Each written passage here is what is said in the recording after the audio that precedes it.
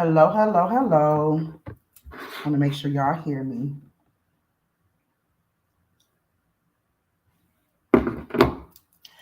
Hello, everybody. When y'all come in, drop a one and make sure y'all can hear me. I don't like these headphones. Oh, yeah, I don't like these. I think I'm going to take these off. Yeah, I'm not feeling these headphones. We ain't about to do that.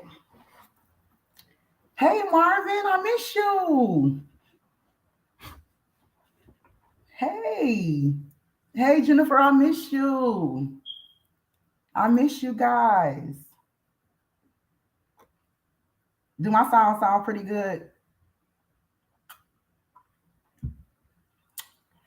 So I'm connected to the ether cable too, so we shouldn't have no problem with static in and getting cut off and all that other stuff.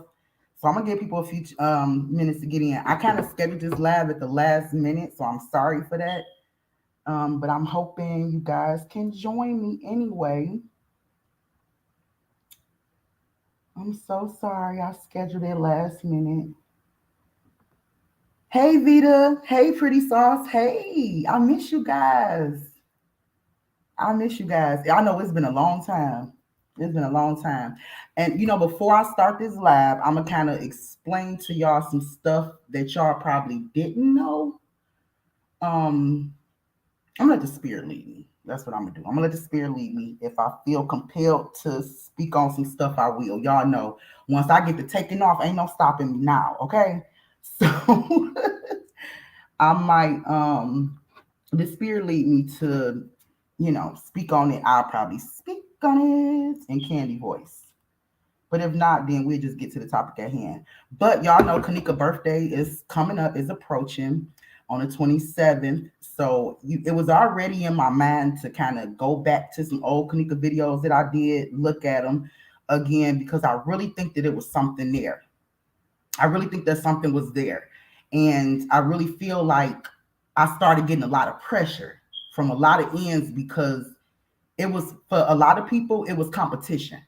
You know what I'm saying? For a lot of people, it was competition. For a lot of people, it was just hatred. If they didn't agree with whatever you put out, no matter if it did make sense, no matter if you did come with some receipts, if it didn't sit well with them, or if they weren't the first ones to put it out, they felt pressure. Period. They felt pressure. But I know for a fact, because I remember one time, y'all, I was praying. And I was like, God, I feel like Kanika murder is still a mystery. I feel like what happened to Kanika is still a mystery. And I want it to be used in a way to where I was able to make the pieces of the puzzle fit. Because remember, I told y'all from the very beginning, I always felt like it was just like pieces of puzzles that we had to pretty much put together. Because I believe a lot of stuff that we were seeing was edited. Um, all type of stuff. So I just felt like, we had to put the pieces together. And I remember feeling like the Lord was saying to me, but I did. You know what I'm saying? I felt like he was telling me I did. I gave you guys, what you needed to put the pieces together. And so I just felt like I got off track. I got distracted because remember, y'all, this was my first time. This case right here was my first time ever touching these YouTube streets as a content creator. And I didn't even consider myself as a content creator. I was just a young lady that was passionate about finding answers. And I got to digging and I went to work. And I wanted to share what I was feeling and what I was seeing with y'all. But I could say even after all of these years, because I don't really do the nonsense. When I walk away from something, I walk away not in prayer because I still pray, I still have my hopes, but when I see that it's kind of taking a turn for the worse, when I see that people is more entertained, by nonsense stuff, I just don't have time to do that. I don't have time to. I have a real life. You know what I'm saying? Being a mother, a wife, a mother of four, a wife. I just a businesswoman. I really don't have time to do that. So, but I really think that we was on to something. Do y'all hear me? Like I straight up think that we was on to something.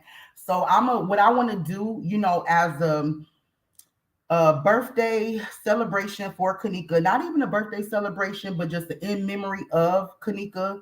during her birthday time. I would like to go back and revisit some of them old videos. And I pretty much, I know I'm not gonna be able to go back and revisit all of them because y'all, I put out a lot of videos. I had like 70 something videos. Yeah, on this one channel. Because remember, I had a channel before this one, Live with Malika, that got struck and took down.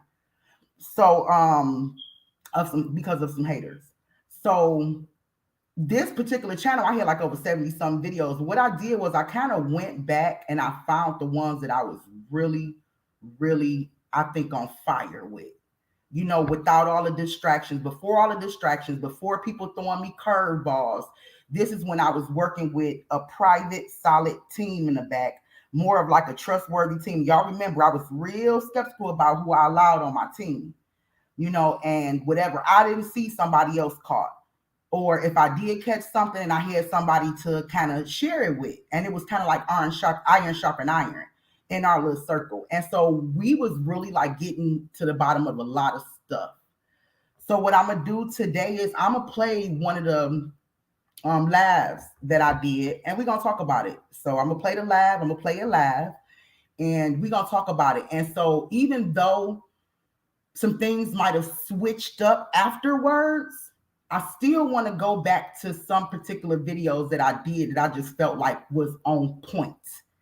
And so even if I was maybe off in some areas, we can stop it, pause it, talk about it, all that stuff. But what I want to do is bring some of those back. Okay. In memory of Kanika, her birthday is May 27th. And if I'm not mistaken, she'll be 25. She'll be 25. You guys help me with that. Because I didn't do the math real quick. I believe she'll be 25 or 26. But yeah, drop it in the comments if y'all know for sure. But anyway, so what I want to do is go back and I want to play this one video that I entitled Keeping Up with Kanika. Why did I call it Keeping Up with Kanika? I don't know. But that was one of my absolute favorite videos. And I believe that video came during the time where I was just, like I said, really hearing from the Lord when it came to the spiritual aspect of it. And then I also had a real solid team in the background that was helping me put pieces together and sharing their thoughts. So I'm going to go ahead and play this video, y'all, and we going to listen to me ramble like I used to do. If y'all cannot hear, 24, 25, I think 25. If y'all can't hear me, drop a 2 before I get to playing this video. All right. I don't know how the sound and stuff is for this video because this was like, yeah, a while ago. So anyway, I'm gonna play the video and then let's discuss it. Let me know what y'all think in the comments. Let me know what y'all think about just period, especially now that we know what we know, because we learned a lot since this particular video. This video was like maybe about a few months after she passed away in September 2017. So I want to say this video was done maybe in February, March. I could be wrong, April, somewhere around that time.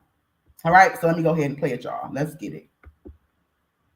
Let me get my disclaimer up real quick. And y'all know I'm having y'all to drop me a 1 as long as y'all can see everything. And I called this Keeping Up with Kanika. And you guys will see why. Okay. The last time we discussed this case, I presented to you guys how I felt like it was like 3 hotels that was actually, if not involved, that was actually linked to this whole thing. Okay. Although we were given information on 2, but partial information because we had no footage whatsoever when it came to the DoubleTree. I told you guys based off of, and you know what, y'all remember, this is a good thing that we going back because y'all remember that the DoubleTree was one of our whole, like we thought the DoubleTree was a part of this whole thing in the beginning, right? Because we knew that it was some kid. Well, I ain't gonna keep calling them kids. We knew that there was some party goers that was at the DoubleTree as well. And so remember, y'all, and we also seen some receipts for the DoubleTree. So remember, y'all, it's like the DoubleTree kind of got swept under the rug. It wasn't talked about no more. Maybe after I left, I don't know if some other YouTubers touched on it, but it was like in the beginning, we talked about the DoubleTree. We talked about the DoubleTree being another hotel that was possibly involved. But I'm gonna go ahead and keep playing. I just wanted to point that out. That's why I said it's good to kind of go back. Caustic, they do everything in 369. So this was a way for me to understand that okay, they all linked together. You know what I'm saying? Because let me start off by saying to you guys before I get started. I apologize to anybody I might have offended along the way. When I came here for one purpose, one cause. It wasn't to make friends. It wasn't to align myself with nobody. It wasn't. It was just simply to get down to the truth of what happened to Kanika. Okay, I came in not really knowing much. I didn't know anything about Kanika's life. I didn't know anything about Kanika's past history, her friends, her death. I, it was so much that I didn't know, and I had to learn along the way. But I was passionate and I was determined to get down to the truth. That passion and that determination has never left. Even if you don't understand the area that I'm looking into and the things that I discuss, please understand that that passion and that determination has never left. Okay, it has never left. I still feel the way I do from day one, but now I'm just a little bit more deeper off it. And let me just say what's up to Alicia Loving Life J4K, because you've been around since the very beginning and going hard for Kanika since the very beginning. And so I appreciate you, love, for joining us today and just having like a blast from the past. And even in the comments, y'all, think about stuff that just got forgotten. Think about the stuff that, over the years that people literally slept on. You know what I'm saying? Because everybody wanted to have a voice and be the head person in charge of this case. And a lot of the information that we put out in the very beginning got looked over. It got slept on. Nobody went back to it. So think about some of that old stuff that we was talking about back in the day. Let's dig back. Let's go back in time. Everybody ready to get in a time capsule and go back in time. Into it because I travel down a rabbit hole to get some answers. Because sometimes you have to do that, especially when you're dealing with satanic type of agendas and rituals and stuff like that. You have to sometimes travel down a rabbit hole. You can't be sleeping on some of this stuff. You know what I'm saying? So I had no other choice. If I wanted to understand what was going on, I had no other choice but to travel down that rabbit hole. All right. So I'm gonna go ahead and explain to you guys some stuff, and I'm just gonna really give y'all another way of looking at something. Okay, and this I could be dead on, and I could be totally off. I don't believe I'm totally off, but I'm gonna let y'all be the deciding factor. I'm gonna let y'all judge that for yourself. Okay, all right, because we didn't look at just about every area. I mean, anybody that has worked with me know I looked at about every. I looked up the Melvin Martin. I looked up the Pappy thing. I looked at almost every single area, every single theory, everything. I looked into everything. Okay, but it was one group, and this is what I want to apologize for, and this is the reason why I said I came into this thing really not knowing that much. But it was one group that I pretty much let off. And I let them off the hook because of the fact that I came into this thing leaning on my own understanding, which a lot of us do. So don't judge me because a lot of us do. We come in this thing leaning on, I should have literally came into this thing first and just allow God to use me and show me everything. But I came into this thing looking at it from a street point of view. And I'm like, you know what? This girl was set up by her friends. This is something that I could probably take on and look into and have and grasp the understanding of what went on. Okay, so I pretty much leaned on my own understanding. There was one group that I pretty much let off the hook. And I really I didn't expose them because I didn't feel like all these gangs, and John, you know, if you're in the chat room, we just kept saying, it's nowhere in the world that all these gangs, different gangs was in one hotel partying together. Like it's Now, if y'all can remember, that was like really a shocker to a lot of us that even different gang sets was partying together, because the way a lot of us was raised, they would all be ops to each other, right? So it was like really hard to believe that we would have all these different gangs in one situation, and I still feel to this day that that's still odd. Unless that's something that would have benefited everybody, I still feel like that was pretty much an odd situation. And like I said, I do know, fast forward to today, I do understand that gangs will come together for the sake of getting money, for the sake of, mainly getting money. I don't really see nothing outside of for the sake of getting money. But I think in the beginning it was really a shocker to us that all these different gangs would come together and party in one hotel and nothing pop off.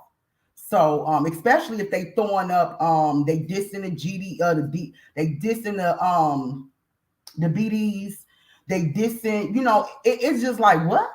It was really hard to understand, but we understood that for the sake of getting money, hey, you know what I'm saying? And a lot of people are family. So yeah, you know. But anyway, let me keep playing it. It's not possible. So I got to doing some digging, doing some trolling, and I said, no, these are opposite to each other. But what I didn't consider, what I didn't understand at the time is when it comes to money, when it comes to business, that's a whole nother area. Okay, I can put their differences aside when it's all about us getting money together. When it's a business arrangement or money to be made, we'll put our differences aside. You just pay attention to the rappers. That's what they do. You have rappers in different gangs, but they come together and collaborate on music because when it's about money, they know how to put their differences to the side. I didn't consider that at first. I literally came to this thing like no. So today I'm going to this presentation is going to lead me to actually, I guess God took me back here like, okay, it's time for you to expose this right here. And so that's what I'm getting ready to do. So I hope y'all with me. I hope y'all follow with me, and I'm ready. And please understand, this is just some stuff that I really worked on, put together, talked to some, a few of my girls. Y'all can help me out along the way. I don't claim to know everything. If I'm wrong about something, drop it in there, say some facts, help me out along the way. I had a bigger presentation. I took a lot of it out. So I'm going to show y'all. So this is not that long. All right. All right. So I call this Kanika Jenkins, Keeping Up with Kanika. And the reason why I said Keeping Up with Kanika, because I kind of feel like we lost her somewhere along the way. Okay, that was powerful. That was the power statement, y'all. We was trying to keep. That's why I called it Keeping Up with Kanika, because guess what? I had a feeling like she was all over the place, and I felt like we lost her. Just like Monique and them said, they lost her. I felt like we lost her. I felt like we seen her come in, we seen her partying in the rooms. Next thing you know it, we seen her walking through the hotels. Next thing you know it looked like she was at the DoubleTree. So that's why I think I called this Keeping Up with Kanika, because at some point I felt like we lost her and we needed to kind of figure out her whereabouts throughout that whole day. She took that walk through the hotel. When she went missing, we lost her. Okay, and I don't feel like it was just what we see as far as the hotel walkthrough. She ended up in the freezer. I don't believe that. All right, I believe it was more to it than that. So right here, I call it Keeping Up with Tanika, so we can kind of like put some possibilities out there and try to track her steps and see what could have took place this night. Okay, so let's get it. Hey, lovely lady. So while I'm putting this, while I'm playing this presentation, drop in the comments how many of y'all still feel that Kanika still to this day, after hearing everything, after all these years, still feel to this day that she did not walk in that freezer. Let me know in the comments if y'all still feel to this day that she did not walk into that freezer. And drop J4K and some hearts. Hey, Samantha. All right, so as I told you guys, I introduced you guys the 369. If you guys don't know what the 369 is, that's a occultic. Okay, the 369 is a occultic numerology that they use for the frequency, for the energy, to keep it going. Okay, 69 is a 69 satanic worship. It's a how can I put it? Saturn worship. Okay, these people do not worship the one known true God. No, they do not. Not the creator. They worship Saturn. They worship the 6-9 God. Now, this is something else that if some of you guys is listening from Malia's case, we have discussed in Malia's case. You can take this with you because we saw the 6-9 in Malia's case being the fact that Malia's day is June 9th. Okay, so I'm going to do a video where I'm going to show you guys the same thing, numerology, codes, all this stuff in both cases. Okay, all right, so when I use the 369, because I noticed that's what these people do, my eyes begin to open up and say, okay, so according to the 369, possibly there was 3 hotels. Okay, Marriott, DoubleTree, Crown Plaza. Then you have the 6-9 in the room numbers, 926. And remember, John, we kept trying to figure out what was 609. We kept talking about 609. Why did PZ mention number 609? We knew he had to mention it for a reason. Okay, so not only was he throwing it out there to keep the frequency and everything going, because that is what they do, I also believe that that was probably the room number at the DoubleTree, room 609. Okay, but like I said, we don't have any facts because we don't have the footage, but just rock with me. We also have 36 hours of footage. So we have the 3 and the 6, and some people can interpret that as 666. All right. So we see right off the gate that this thing is a caustic. We see right off the gate. All right. So just some pictures right here of the room. So right here we got I don't think I pointed this out before. I don't know, but I'm gonna go ahead and pause it just because I remember what all I said in this video. But I'm gonna pause it just in case I did not say it before.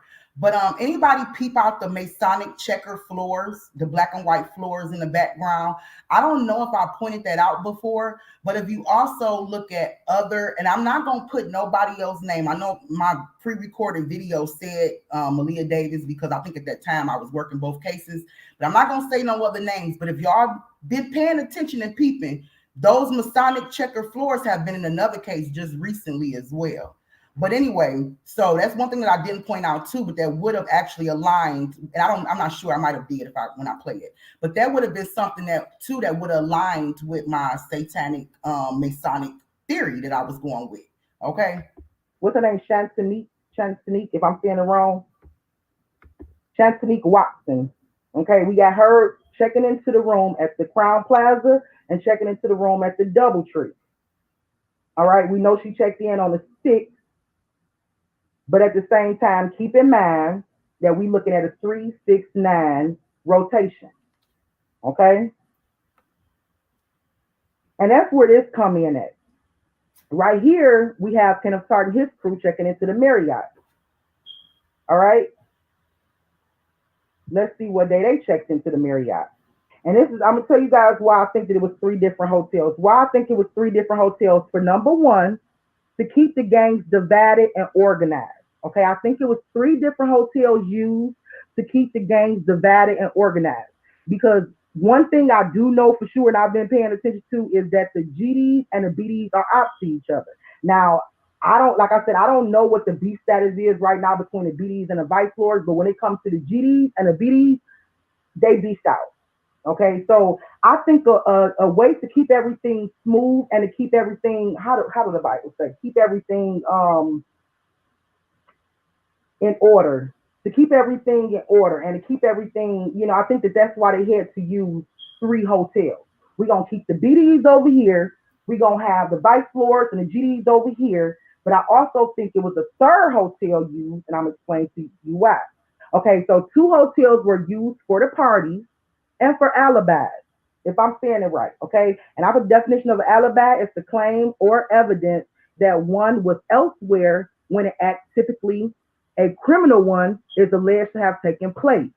So I believe 2 hotels were used for alibis. Okay. So I believe the Crown Plaza was a place that was used for alibis, which would explain why we seeing they face on live. I think the whole point of the live was is to give them an alibi. You can tell me out. I think the whole point was to give them an alibi. The whole point of you having this group right here, seen on camera multiple times, even if they was just roaming the hall, seen on camera, is to give them an alibi. The group that we see over here at the Marriott is to give them an alibi. But I believe one hotel, which I believe is the DoubleTree, was a meetup spot for criminal acts such as rape, rituals, sacrifices. Is anybody following me? Did I pronounce her name wrong? Shananika? Yeah, y'all know what I'm talking about. Okay, so y'all follow me? Yeah, to keep it organized. Exactly. All right, so side note, if y'all can remember, drop me a 1. Rosemont PD mentioning Kanika attended more than one hotel party. This was way back in the beginning that Rosemont PD mentioned that Kanika attended more than one hotel party. So it's like almost impossible for them to keep track of her. Do y'all remember that? Do y'all remember in the very beginning? Drop me a 1 if y'all remember in the very beginning that Rosemont PD said that Kanika was in more than one hotel. Come on, this is so important because now, today, I don't know if people still doing videos, but after a while, they lost focus to that. People lost focus of that and they just focused on edited footage at the Crown Plaza. But do y'all remember? Who remember? I need my old people out here. I need my day ones. People that's been in this case from day one. And I'm not talking about they came when I came. I'm talking about they came even before I was here. People that was here from day one, because before I became a YouTuber, I was watching behind the scenes. And I remember specifically Rose Mott saying that she was at several hotels and they cannot keep up with her. Now we try to refresh in our memory. I ain't got the stuff to go back to now, but if we got some witnesses in the chat room, that's good enough for me. Do anybody remember that? Drop me a one. Okay. And this was like, and like I said, this was in the very beginning. I looked for the receipt. I looked, and it's pretty much like it's completely gone. I don't see anything where they stated this at. Okay. But I saw it in the very beginning. I talked to some people that saw it in the very beginning. So we knew in the very beginning that she was at more than one party that night. And this is, I think, one thing that we really missing out on, but hopefully we can make sense of it today. All right. I believe the Marriott was not mentioned in the Rosemont PD files because, first of all, it would have opened up a can of unnecessary worms, quote unquote. All right. This hotel was booked on a different day and from somebody other than Shantanique Watkins, if I'm saying her name right. Okay. So to even include this Marriott hotel, it would have opened up a whole can of worms. Why even let the public know that some people at this party was possibly over here? You see what I'm saying? Because the room was booked on a different day, and it was booked by a whole different person. I'm pretty sure it was still credit card fraud. Okay, and they do have some people. I'm not gonna put them on front, but they do have some people that's swiping. All right. And so because it was booked on a different day from a different person, I believe that's the reason why they completely kept that out the loop, if y'all follow me. All right, so now So y'all might say if it was done on a different day, then why even bring it up? Because I think that what I was trying to point out, which I didn't, that this was possibly a 369. Well, I think I did point it out, but just in case I lost somebody, this was a 369 ritual, which means it started on the 3rd. Okay, and went to the 6th and went to the 9th. So I don't know if they, got the room on the 3rd and stayed there, because my man was telling me they checked in on the 3rd, but come the 6th, they were still there. But let me finish. Let me go ahead and see what I was pointing out in this video, because like I said, I don't remember what I was even pointing out. These screenshots right here, I had to Google them. I had to find this stuff. So it's kind of blurry a little bit, but if you guys want to take a screenshot or look it up yourself to confirm what I'm saying, that's fine. Okay, so we have on, it actually says September the 2nd around, I believe it say like around, I think they're around 10 o'clock. I don't know, I can't really see. But Kenneth Tarr, he posted the status and he say hotel lit tonight, inbox for location. So this is more of a private event. Okay, whenever they have events, it's either public or it's private. A lot of times they'll have flyers there, but when it's more private, it's more for their set, more for their people. And this is the reason why the location is not put out there public. All right, so we see on September the 2nd around, I think it's either 8 or 10 o'clock. I can't really see it. It's a little blurry. That he posted hotel lit tonight.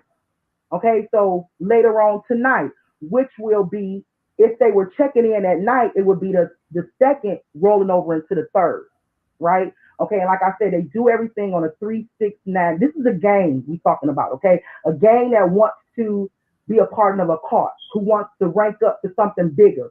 Because anytime you rank up, anytime you get to the next level, it's more money, period. It's all about money, all right, and status in the neighborhood. All right, so that would be the 2nd going into the 3rd. So I believe that this is when the ritual begins, period. Okay, so we have him. Now, that don't necessarily mean Kanika would have had to be there, but I definitely believe that this is when, and I do believe that she showed up, because it looked like, I can't even say we know that she was there, but we know that we had a picture, which I think I'm going to show later on in this video, maybe the next clip, I'm not sure. But we do know that it looked like a girl in a blue jean, and I'm pretty sure she wouldn't have had on the same thing. So let me kind of think about now. At this point, maybe she wasn't there. Maybe that wasn't her in the picture. I don't know. I'm not sure. But I'm definitely thinking that as far as ritualistic wise, that they started the whole thing on the 3rd. I'm still with that. I'm still kind of going with that. Even if they was just conjuring up energy, even if they was just starting a ritual, whatever they was doing to lift somebody's soul. But I'm gonna talk about it more in here. I just kind of want to pause it because, like I said, I don't know exactly what I was saying then. A couple days later, he's updating everybody. I'm still out capping. If you guys can remember, he had on the same outfit, didn't change clothes, right? And this was something that y'all peeped out right in the beginning. So we have him right here. This is on the fourth. He's saying still out, and he have the hotel emoji. So he's letting us know he's still out. He's at the hotel. He's still out capping, right? Okay, right here we have him on September the 8th, the night of September the 8th, around 10 o'clock. He posted a status with Rashawn Mitchell that say Jesus and Lucifer. Okay, so they got the little devil emoji, and also notice they got shadows. Every little piece of detail counts. Also notice they have shadows in their emoji. Okay, the two black things that y'all see in the middle of the devil and the needle. Those are like shadows. So basically, we're gonna be shadows tonight, like Jesus and Lucifer. And remember, keep in mind, it's the same guy that said we lifted her soul. Okay, so I want y'all to keep in mind with that too. So they call themselves that night, we going out like Jesus and Lucifer. Okay, like ghosts, like spirits. You get what I'm saying? That's the reason why they use the shadow emoji.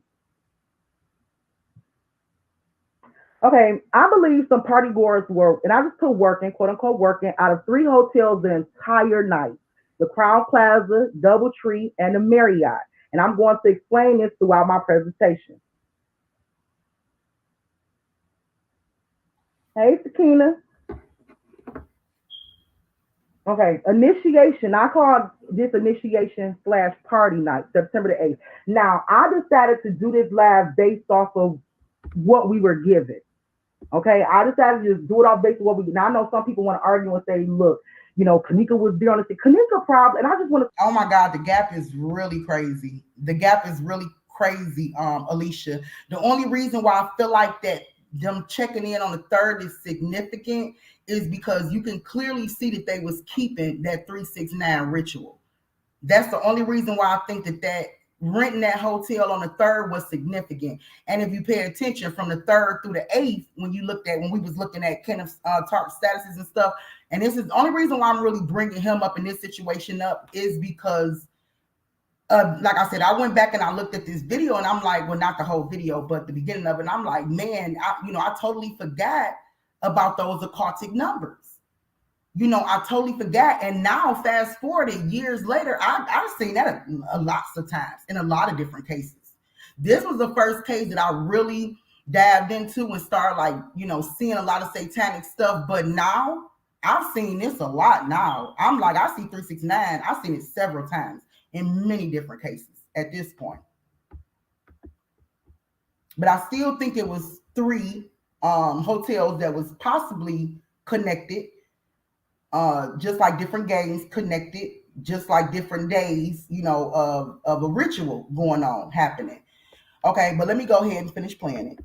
Say this, Kanika probably did go to the Crown Plaza on the 6th, but because Teresa Martin have that ticket in her car for the 6th, we can't just create a whole event on that day. We can't just rewrite everything and say all of this happened on that day. If you choose to do so, so be it. Okay, but Kanika probably was at the Crown Plaza, let me just say, on the 6th. Have it down on anybody that she could have been down there with her girls trying to get a room on the 6th. Because this was the big one. Okay, this was initiation week for a lot of these gang members. And I'm going to prove to y'all at the end of this live. This was an initiation week for a lot of these gang members.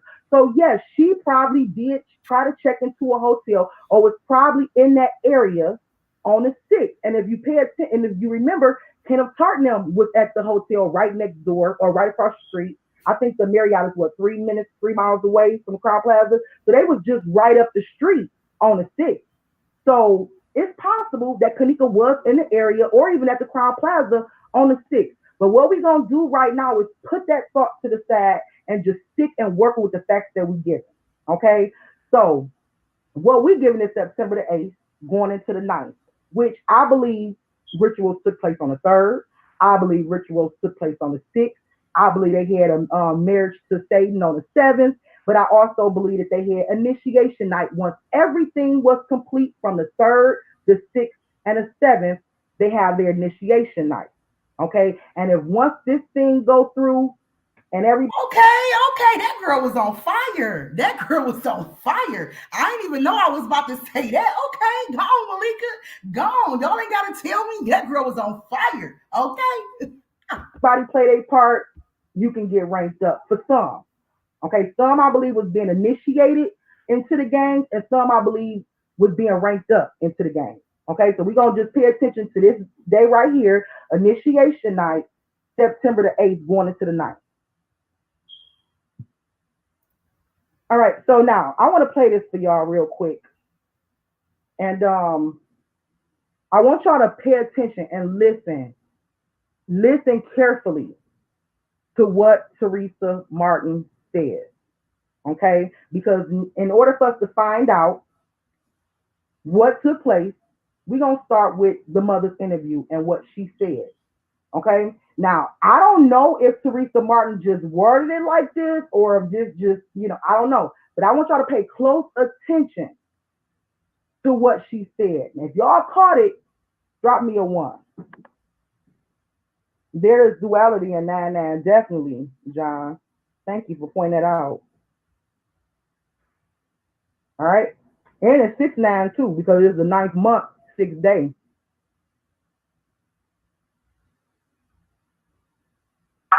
I get a call at 4:34. Don't skip a little bit. It was like that when I recorded it. In the morning from my daughter's friend. I get a call at 4:34 in the morning from my daughter's friend. Pay attention. She left to go to one of her friends. She left her truck and cell phone with her friends, and they. Now, I don't know if y'all caught that because she said it real fast. I'm going to rewind it again for those that didn't catch it. I'm going to rewind it one more time for those that didn't catch it. Friends, and they knew something was. From my daughter's friends, she left to go to one of her friends' gatherings. She left. Did anybody catch that? I got a call at 4:34 from one of my daughter's friends stating my daughter left and went with her friend to a gathering. I'll rewind it again. Pay attention. I got a call at 4, and I'm not saying it, it's coming out of her mouth. I got a call at 4:34 from my daughter's friend stating to me my daughter left with her friends and went to a gathering. I'll play it back for y'all. Like I said, I'm just trying to keep it straight what was given to us. Okay? Listen to it again. At 4:34 in the morning from my daughter's friends that she left. She left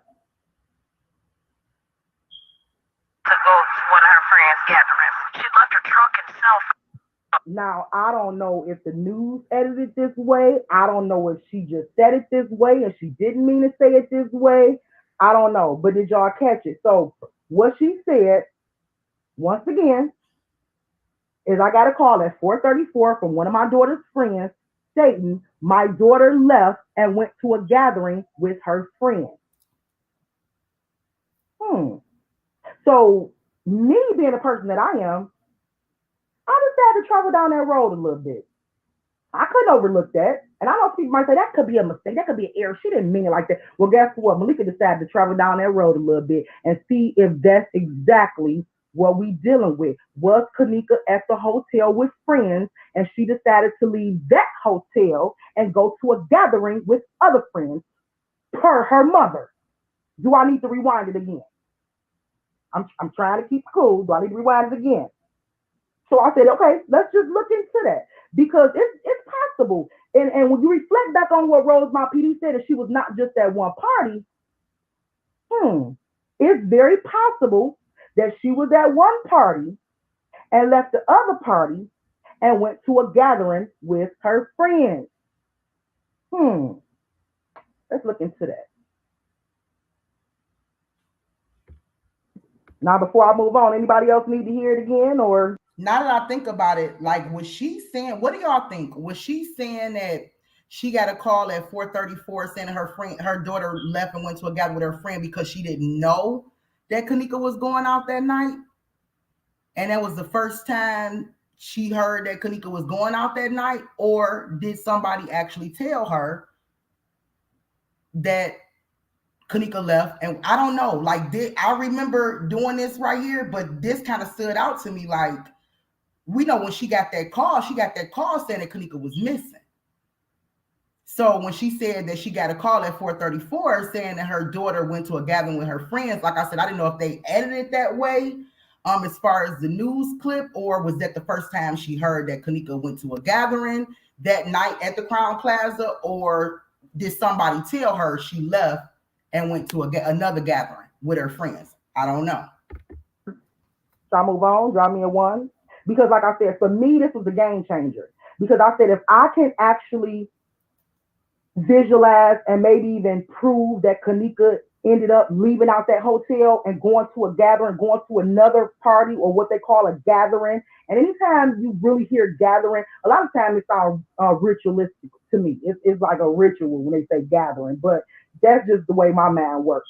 But I said, if I can look into this thing and try to trace Kanika's footsteps, maybe we might actually find out that she left out that Crown Plaza hotel and went to a gathering. Not saying that she didn't end up back there, but let's pay attention. Let's pay attention, and let's try to follow Teresa's words and see where that might take us. All right. That's how I took it. Like, she went to a different place. She went to a gathering with her friends. So let's look. All right. So the whole question is, what happened to Kanika during the time of the party? All right. Someone took Kanika out of that party after she was already done. Remember Irene said in the interview, she said Monifa took Kanika out that room when she was already quote unquote done. All right. So I also put they left the party at the Crown Plaza to go to a quote unquote gathering with friends. I'm just taking notes in Teresa's words. I put Kanika was given a cup of alcohol and slipped a drug. I can't pronounce that drug. Peppermint, whatever. At some point during the night before she's taken out of the room. I think, and these are things that I think that we all can pretty much agree on. Kanika was more than likely placed on an emergency elevator, which is the elevator right by the room. Okay. Alone. And a button was pushed to take her down to the lower level basement of the hotel. Now, I don't know the whole layout of the hotel, so this is what y'all can help me out with, okay? Because it took me enough time to get this revelation and to write this stuff out. I wasn't about to watch no videos and do the whole layout of the hotel, but John, I know you in there, you got my back. You know the layout of the hotel. But okay, so we do know it's the elevator right by the room door. I believe she was taken, placed on that elevator alone, okay, while she was inebriated, and taken down to the lower level basement. Now, she might have got off, the doors might have opened before she actually went to the lower level basement. This is just what I'm saying. I believe she was placed on the elevator and they wanted to meet her down the lower. Now, whether she got off before that and started roaming, okay, like down here I said, Kanika got off the elevator and she begins to roam, possibly looking for a way out the hotel while she's inebriated. But I also believe she was guided along the way towards the kitchen area by unknown source or sources. All right. Now, I wanted to start right here because we're going to see if Kanika actually left this party and went to a... I'm not going to lie. This picture irritated me. This picture irritated me so much. How many of y'all out there remember comparing the two jackets or looking at the pictures?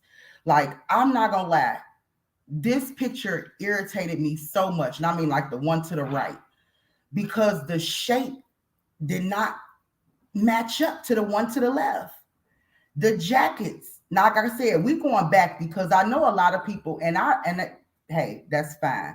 A lot of people put a lot of focus on the hotel. A lot of people slept on what was happening in that room. I feel like something happened in that room.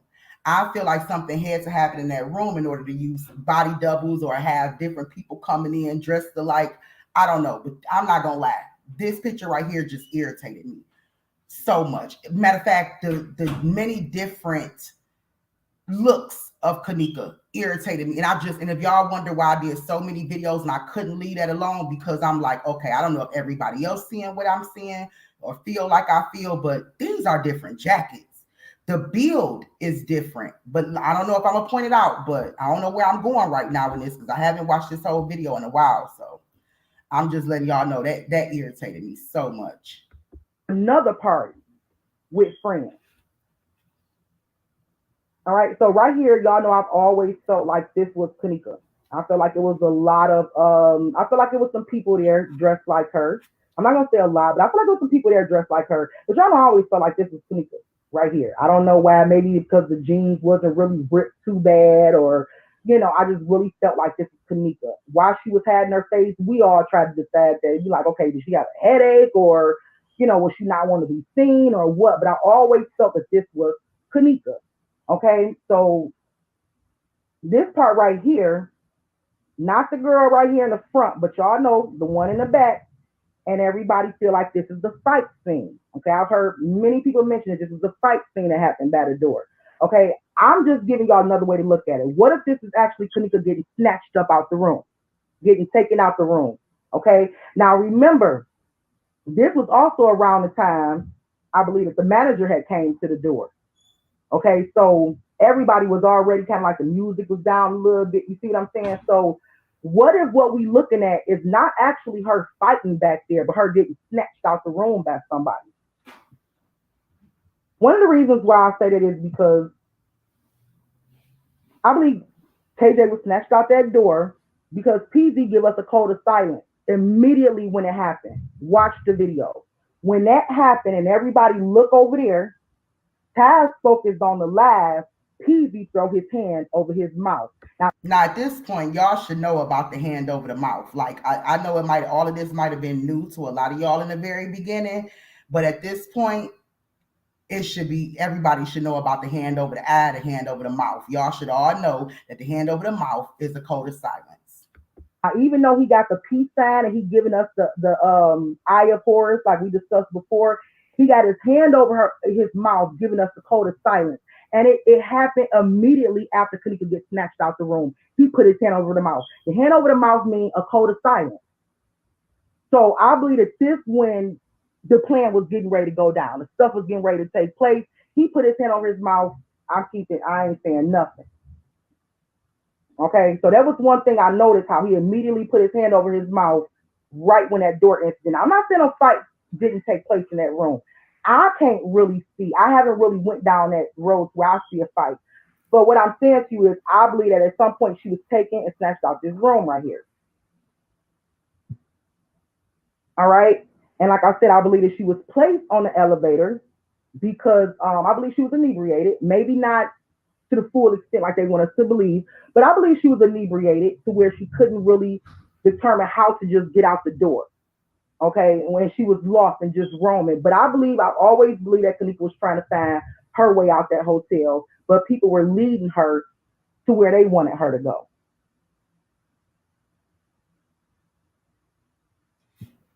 And y'all know I like to give pictures for visuals.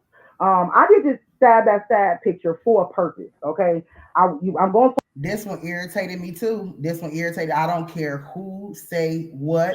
Looking at this picture, the hair is. And I actually sell hair now, so I know. The one towards the right look like it's thicker in density, like we talking like a 200 density or 180% density. The one to the left look more like a 150 density, and it look longer in length. Is it just me, or do y'all feel that just by looking at these two pictures? I know I'm gonna point it out in the video, but oh my God, that irritated me so much. And she looked more thicker. So I don't know if maybe it was because of one of the cameras, but I don't think even if you look thicker on camera in one of the cameras, your hair not going to shorten. talk about her just walking in the kitchen, but I wanted to do the side by side because a lot of people still today do not believe that it was two Kanikas. And some people don't even believe that Kanika even did the walkthrough. So I did the side by side for you guys to see the difference. This person over here with the long hair to her behind, this is Kanika. Okay. The image over here to the right, this is the fake Kanika. And when I say fake Kanika, we know, according to Rosemont PD, they had to do what is it called, a redacted, to kind of trace her footsteps. And see, this is why they was telling us in the beginning that they needed to trace her footsteps because she was pretty much all over the place. All right. So, and also I believe because that Miranda video, we seen what the unedited version looked like, right? We could see people all in the shadows. They couldn't have it on the media. They could not put that out to the public. So yeah, they had to do a reenactment or a I still believe that Miranda video. Do y'all remember that Miranda video? Drop a one if y'all remember that Miranda video. I don't know. Something still did not sit right with me with that video. I still felt like that video was really authentic. And I think that it was immediately taken down and ignored, and people start feuding over whether or not her video was real. But she had no attachment to this case that we know of. I still don't feel like she had no attachment to this case. So why would she put out a video of shadows of people where you can clearly see shadows of people following Kanika? And I know people kept saying, well, that's not shadows. That was in her house. That was in the... No, those were shadows. That was not her house. Those were shadows in the actual, because remember, she had her phone and she was pointing out, like, look at this, look at this. And a lot of people saying, well, that was a reflection. Your phones don't have reflections. Yeah, whatever. Document of her actually walking through, okay? So this one right here is not Kanika. And I did it from the back so you guys, you can just look at her hair and tell. The hair over here is thicker and it's shorter, okay? She's thicker, a thicker build than Kanika. So I hope once we see that, we can move on past. Yes, Kanika actually did walk through the halls, okay? And yes, it was a fake Kanika, a lookalike that walked through the halls for the purpose of cleaning up that footage. So they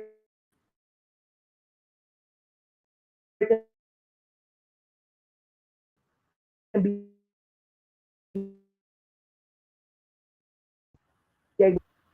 So how many of y'all remember Rosemont PD speaking about doing a reenactment? Do anybody remember that? Y'all follow me. All right. So these are two different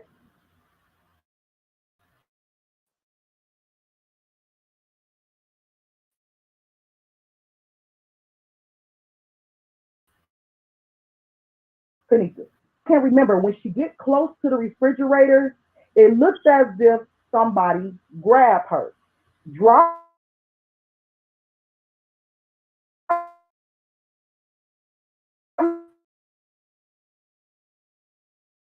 me a one. We kind of doing like a blast from the past, but do y'all remember at one point, like in the very beginning, seeing like an image that was close to that refrigerator, and it looked as if once she turned that corner, she was grabbed or she was snatched? So I don't know if the plan was to make it look like she walked into a freezer, but when she got around that corner, somebody snatched her. But I think that's where I was going with it. I'm gonna go ahead and finish playing it. That freezer, I'm sorry. If you believe that somebody grabbed her, drop me a one. Because I want to see where y'all trying to go with it. It might have been a security. It might have been a security because it definitely looked like it was an image. It was somebody in that kitchen. It definitely looked like it was somebody in that kitchen. But we just couldn't really see who it was. So could it have, I don't know. I've never said whether or not it was security, whether or not it was hotel management, whether or not it was a person at the party. I don't know. But to me, it definitely looked, I remember looking at one clip where it looked as if somebody was on that other side of that wall by that freezer and they kind of like grabbed her and then you couldn't see no more. Yes, the left is KJ. And one thing I really paid attention to when I was looking at these photos and the videos and stuff is the fact that KJ's hair went down to her behind. That was one thing I really paid close attention to. The other one didn't. She had shorter hair than KJ. Okay. How many people, and like I said, we just sort of blast from the past, so don't get mad if I'm stopping, because how many of y'all remember in the beginning? And I want to get some reactions from y'all, because I want to make sure if we're gonna go back, I want to make sure I'm not the only one tripping. How many of y'all remember seeing a wig? And I think it was in the kitchen. Do anybody remember seeing a wig in the kitchen in the very beginning? Make sure I'm not tripping. I'm not sure exactly at what point it was. I'm just talking about in the very beginning. I believe we seen a wig in that. I can remember seeing a wig in that kitchen somewhere. If y'all can remember. If anybody can remember, let me know in the comments so I can know I'm not tripping. Because like I said, a lot of stuff I can recall from the very beginning, but it's been some years now, so I don't know if I'm tripping or what. I believe somebody grabbed her too, y'all. I believe somebody grabbed her too. John, this is where I might need your help at. Okay, this back area over here, is this better back dock area? Because when I watched the footage, I noticed that it's an elevator right here, and it was a guy going in and out the elevator. Okay, and I also see an emergency door over here in this area. Okay, remember you guys, we entertaining the idea of possibly her being taken out of the Crown Plaza and maybe taken to another hotel where a ritual could have took place and brought back and tossed into the freezer, because you don't shit where you lay, right? So if you're going to do something, you're not going to do it right up under your nose, right? You know what I'm saying? Like in the same perimeter, or y'all get what I'm saying. You're going to go somewhere else and do your crime and bring it. But anyway, I think that's where I was going with it. So I believe once Kanika hit that corner, I believe somebody took her out the door. If this is not the exit area, somebody send me an email or the picture that is, and I'll clear it up in my next live. But I believe that once she hit that corner around there, somebody took Kanika out the door. And I'm gonna show you guys more. So what it's about her being, I don't know about her being found in the lockers, Jamie. I don't know about her being in the lockers, James. I think, as a matter of fact, John had did a video last night and he cleared that up. And I was happy to hear it. Somebody had sent me to it because somebody had told me that people were saying that she was found in the lockers. And somebody sent me John's video. So y'all go over there to John Q page and look at his last video. He actually debunked that whole thing about her being found in the lockers. Okay. So, and I think that he was correct about it. That's just my opinion though, because like I said, me personally, I didn't really look into that. But I believe Kanika was taken out the door. Okay. And I'm gonna tell y'all why. Keep following me. I'm gonna tell y'all why I believe she was taken out the door. And we also got to keep in mind that Kanika was dirty. She was dirty. Her pants was too dirty for her just to have left a party, walked through the hall, and ended up in the freezer. And I remember it was another YouTuber. It might have been 54 Keys. I can't remember, but another YouTuber mentioned about a fight happening in the back and thinking that they might have jumped her, outside that back door.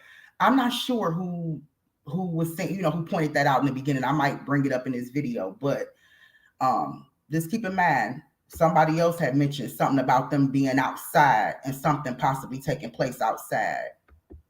Because she definitely was dirty, as if she was being drugged through some dirt or whatever the case may be. Okay, she looked like she was drugged. She looked like, and I don't mean drugged, I mean drugged like somebody was pulling on her and dragging her.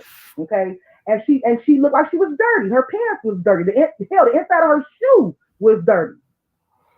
Right? Okay, so y'all, if she didn't leave that hotel, why was the inside of her shoes dirty?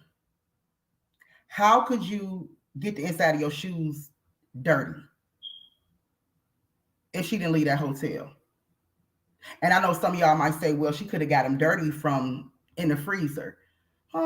Possibly. But something is telling me that it wasn't from that freezer. Like she actually made it outside them doors.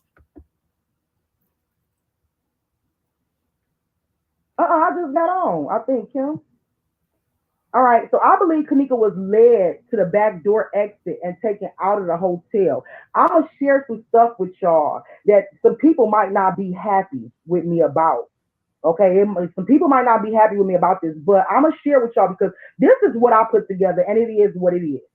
At the end of the day, thumbs it up or thumbs it down, but it is what it is. I'm gonna share some stuff with y'all. Period. I believe Kanika was taken out the back door and exited and taken out the hotel. Another matter of fact, I ain't gonna jump ahead of myself. Let me just keep going, slide that slide. Okay. So now let's get to the gathering. I believe it was a gathering at the DoubleTree Hotel. Remember, I told you guys, I believe that the DoubleTree Hotel was a place for them to do their criminal activity. I believe that the Crown Plaza was a place for them to have an alibi. I believe that the Marriott was a place for them to have an alibi. The BDs is over here at the Marriott. They can't really be too close to the GDs. Or any whoever orchestrated this thing probably thought it would be best to kind of keep them divided so everything can go according to plan and no nothing crazy jump off. Okay? But at the same time, I believe the DoubleTree was the place that Kanika was lured to as the party was still going on at the Crown Plaza. So I Okay, I'm gonna pause it for a minute because I just got a flashback. I remember where I was going with this.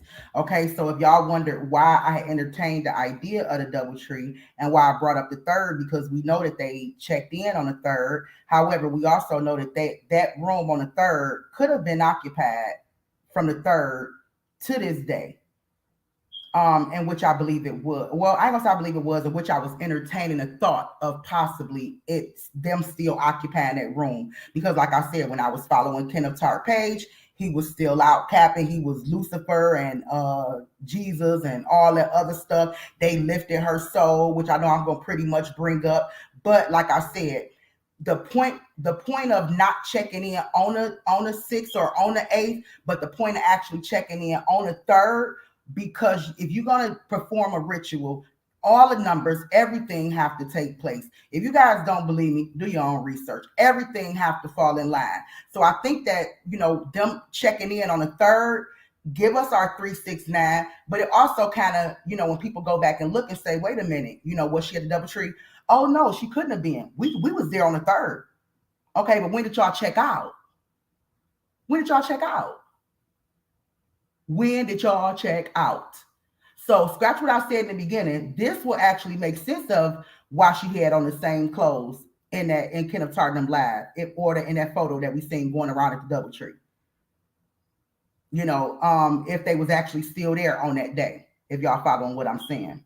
Because like I tell y'all, I look at stuff from a spiritual perspective, especially when we dealing with people who operate in the spirit. It might be a demonic spirit, but if they operate in the spirit, I operate in the spirit. We have spiritual discernment, y'all. We'll be able to see what's going on. You know what I'm saying? So let me continue playing. I believe she was lured to this other hotel while they were still partying at the Crown Plaza. There's an area is alongside the building where the laundry room and conference room are. That's the side frame. And I got that picture too. Yeah, I got that picture too, John. And I got that picture later on down the flag because I found that one too. I was because I don't know if it's this area right here or if it's the other area. But I'll show that picture when I think that they brought her back and dumped her body. Okay. So but I do got that picture too. I know what you're talking about. All right. So this is just what I believe. I believe she was taken out the Crown Plaza while the party was still going on. Okay, so when we see people on live and people partying and bouncing around, it's mainly just to get them an alibi. And it did. Because everybody looking at them like, oh no, they was here, they was there, they was right here. Such and such came in at 3:40, such and such left. See what I'm saying? That's exactly what it did. Okay, but listen to this, y'all. I believe she was taken there to some men who possibly was not seen on camera attending a party at the Crown Plaza, and maybe some other ones who would just pop in unannounced to have sex with Kanika and perform satanic rituals inside the room. Yes, because I am one of the people that believe that Kanika was sexually either raped or sexually assaulted. I'm one of them. Now, do I still feel like that to this day? Possibly. Possibly. But I can't say 100%. People that believe that wholeheartedly, always have believed it, and I always have. I'm not a big fan of Dr. Ali, but I think that he did a fantastic job pointing that out when he analyzed the freezer photos. Okay, so I was always one of the ones that believed that she was sexually assaulted, and possibly raped, and some satanic rituals was performed inside of that room. Okay. One guy who I believe that was in the room at the Doubletree with Kanika is someone who she considers to be a friend, who is Monifa's best friend, a guy who goes by the name of Elliot. I'm going to expose Elliot to some of y'all today. Whoever don't know who Elliot is, y'all about to find out some stuff about Elliot today. Drop me a one of y'all remember hearing about Elliot. Drop me a one of y'all remember hearing about Monifa, Elliot, and Kanika being in a separate room having sex with some guys. Drop me a I don't even know if I remember hearing about Elliot being in the room having sex with guys. This was information that we probably would have heard going out in the very beginning. But if y'all remember that, drop a one. Because like I said, a lot of stuff that we probably won't remember. And I don't really remember too much about Elliot. I don't think I really spent a lot of time on him. That's probably why I don't remember too much about him. But this was stuff I guess I gathered from hearing about him and what he was doing and or whatever in the very beginning. one. I believe Elliot was at the room willingly performing sexual favors on men while Kanika was possibly being taken advantage of. Allegedly. Now, I know a lot of people thought that Elliot was a made up character. I did too, because I looked hard for Elliot, couldn't find him, didn't know who he was, didn't know what was going on. I thought he was a made up character. You know, I thought a lot of people was a made up character in the beginning. I said, that it ain't nowhere in the world. All these people was at one party. Some of these names they're giving is just made up. And I was wrong.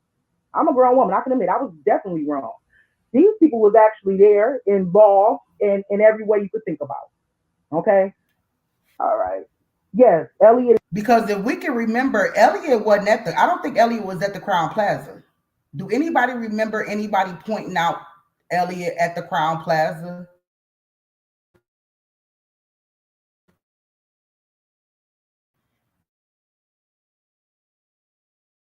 Alicia, you would have been around during everybody was saying that he was there, but do anybody remember him being seen at the Crown Plaza? I think that's why I probably placed him at a possible different hotel. Is the best friend of Monifa and a good friend of Kanika.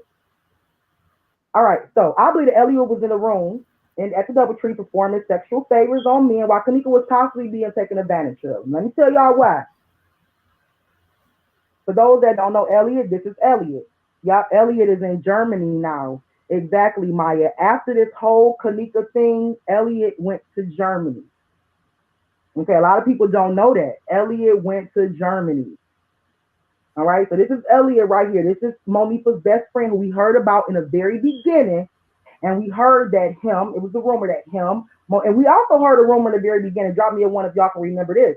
We heard that it was supposed to be a private little small gathering, just us girls and a gay boy and our gay friend. Who remember that? Y'all think they was giving us a lot of truth, but it was mixed with lies to confuse us. Okay? So we heard the story in the very beginning about just the girls and a gay friend. So I believe it was the room that they had where just the girls and a gay friend, but some guys came. And it was probably all part of the plan, but Kanika probably didn't know. And it definitely was probably all part of the plan. The guys was probably already there. But yeah, like I said, I don't really remember too much about the rumors when it came to Elliot. I don't remember about that today, but I do remember that he went to Germany. He kind of ghosted after that. And that was real suspect to me too. And the fact that everybody's saying that he was doing this, that, and the other. And do anybody remember that it was supposed to be a private gathering? Remember it was mentioned in the beginning, it was supposed to be a private gathering, just the girls and a gay friend. I do remember hearing about that in the very beginning. All right, so Elliot claimed that he was late to Irene's party. Okay, Elliot dropped a post that said, Neek called me when she got to Irene's party. She was mad at me for being late. So Elliot never said he didn't make it. What Elliot said was Kanika was mad at him because he was late. I think it's some bull. I think it's some bull because first of all, we was told that Kanika didn't even have her phone for majority of the night.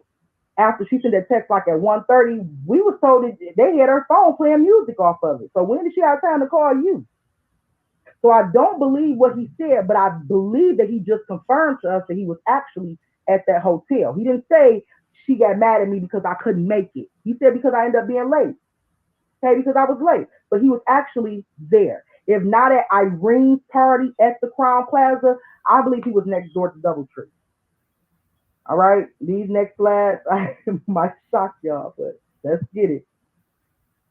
All right, so y'all remember these posts that came out. It was Elliot versus Young Rules. They was blaming Young Rules. Okay, I might take a time to look into Young Rules. I hadn't just yet. Okay, so I'm not clearing Young Rules, but remember when Young Rules came out and said, "Hold up, I ain't did nothing to her." He actually was very disrespectful. But I'm just gonna break it down. He was like, "Oh, y'all better look at Monifa and her best friend, that faggot Elliot. He the one who set her up. Now, I don't believe he set her up with Tolliver and GDK. And like I said, there's a lot of truth mixed with lies. The reason why I don't believe that right there is because Tolliver is a GD. So why would he hang with GDK? So I believe that there was some truth mixed with lies. Okay, and right here again he says, y'all go F with Monifa Lil Fruity A best friend. G. He the one who brought the drugs and stuff and a drink. So this guy's basically saying that Elliot was the one who drugged Kanika, who brought the drinks, and he could have had the drink. You get what I'm saying, y'all? At the DoubleTree Hotel, he could have had the pill. I mean the Topamet or whatever at the DoubleTree Hotel. He could have had it on him. Who knows? Okay, this is what Young Wu is saying.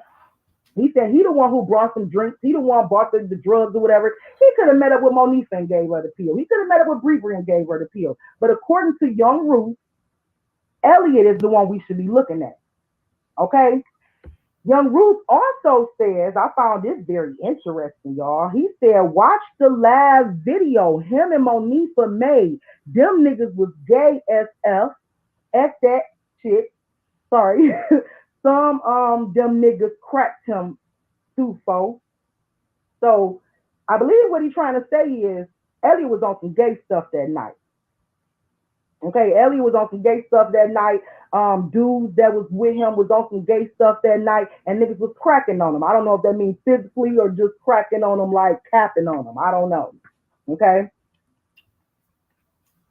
How would he know exactly? I don't know. But he could have heard about it. He could have. And do y'all remember Young Gru? I don't know if y'all remember Young Gru, but we was following Young Gru in the very beginning. Young Gru was doing a lot of talking, but he was trying to take the heat off himself. I don't even know how he fit in now that we know pretty much all of the characters. I can't even place him at the Crown Plaza. But like I said, y'all, what if it was another hotel or two where other people was partying at that same night? Who knows? But I don't know. If y'all remember Young Gru, drop me a one, because like I said, we going back. We going back in time. So he was one of like the main people in the beginning and this was like kind of, because y'all remember in the beginning when Monifa had sent Irene, I think Monifa had sent Irene or Irene sent Monifa, it was one or the other, a screenshot of the kitchen area and was like, what did she say to her? Tell what happened or something she said. Y'all remind me in the comments because I don't remember everything. It's been a while. She said something like, tell what happened that or something. I don't know. Y'all remember. If y'all can remember in the comments, I'm gonna pause it again and read it. But during that time is when everybody was pretty much and there was some fake pages out there too, but we knew the real from the fake. We knew the real. We was a whole gang of us watching. We knew the real from the fake. Now, if the real pages was posting fake stories, of course they was. Fake information, of course they was. But we know the real pages from the fake pages. And Elliot was the real person, a real page that was, and him and Young Rue was going back and forth. And I think it was really Young Rue that kind of called Elliot out from the very beginning. Okay. But yeah. I don't know if y'all remember these two guys because, like I said, this was kind of pretty much early on.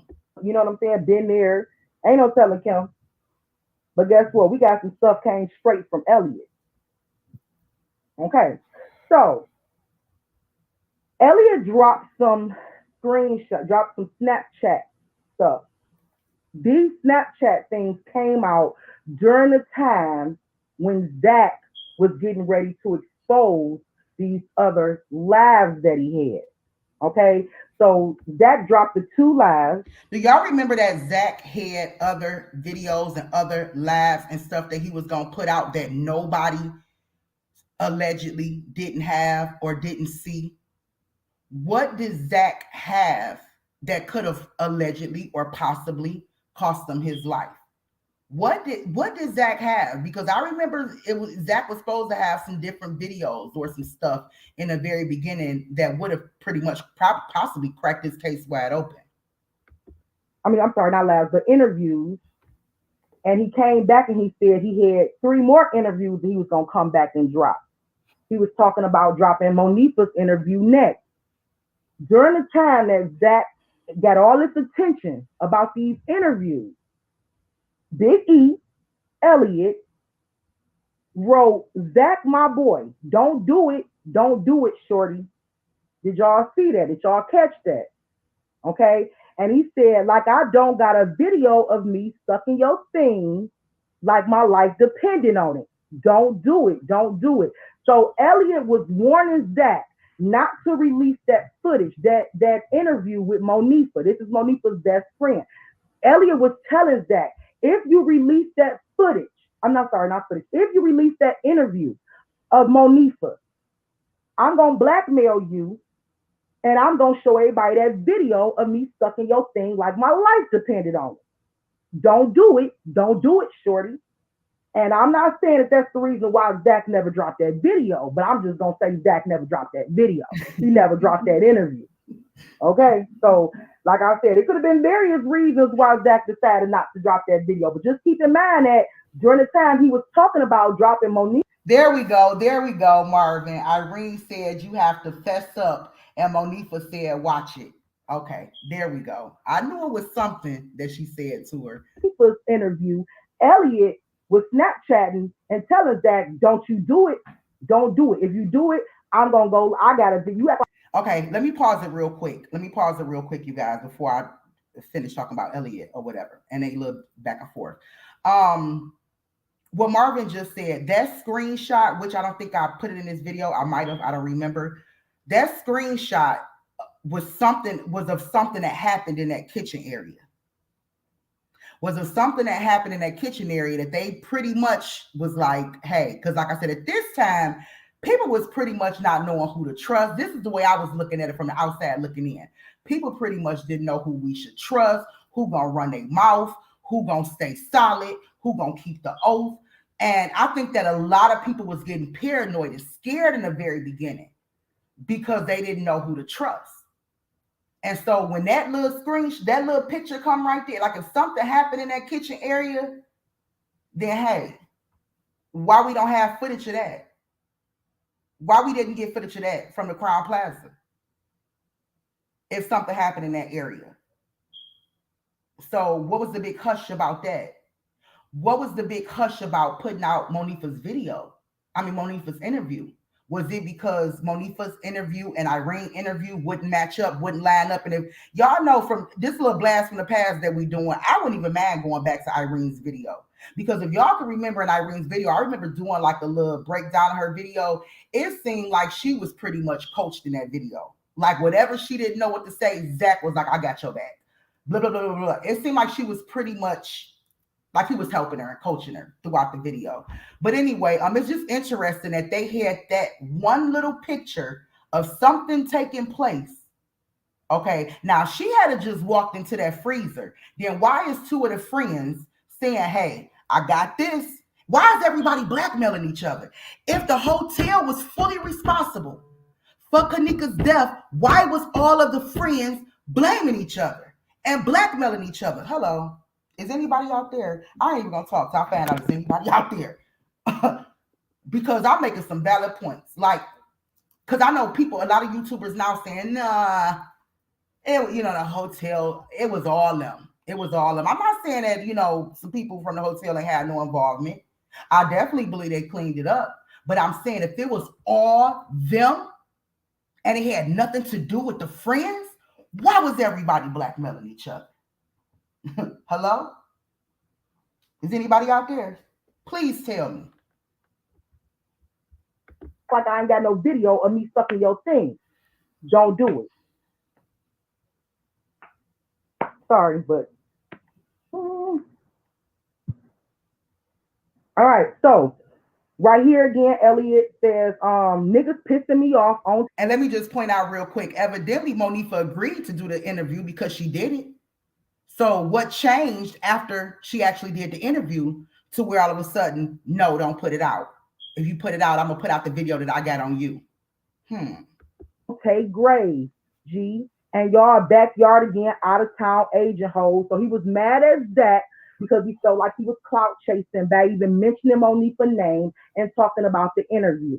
He was mad at everybody else, all the people, the out of towners that was commenting and stuff like that. So he made this post right here once again because he was pissed off as that. And he was defending his best friend Monifa. All right. I also got another screenshot where somebody we found has said, I don't even know, dog, but that fag crazy. Talking about Elliot, crazy. Everybody was saying he was the one who brought the laces drugs. Now this is somebody totally different. Remember, we just read a post where somebody else said, and it was Young Rue, where somebody else said he the one that brought the drink, he the one that brought the drug. Here it is, a whole other person saying he the one that laces the drugs and shit, cause he won a Chi-Town, Chi-Top drug lord. He sell all streams of illegal drugs, but I don't even know, bro. They said one of Kanika Justice page on Instagram, he got paid everybody and the hotel people to edit. I'm reading just like it says. That he got paid everybody and No, it say he paid everybody. So I wasn't reading it just like it said. It said he paid everybody and the hotel to edit him and out of everything, and he flew to Germany. Now, I don't know Elliot's background. I don't even know how this boy can even afford to just hop on a plane and go to Germany. Okay, like I don't even know. He got family in Germany. How could he just hop on a plane and just go to Germany? That's not normal for everybody. Everybody don't just have the money sitting in the bank where they can just say, okay, I'm out. I'm about to go to Germany. You know what I'm saying? So that already kind of stood out to me. And the fact that we don't even see him in the Crown Plaza footage, but he admitted himself that he was there. He came late, but he was there. Okay. And I'm not gonna say that, he the only one that, he's the drug lord and he's the only one. I just think that this was tell people to edit him out of everything, and then he flew to Germany. So we all know that he went to Germany. Whether or not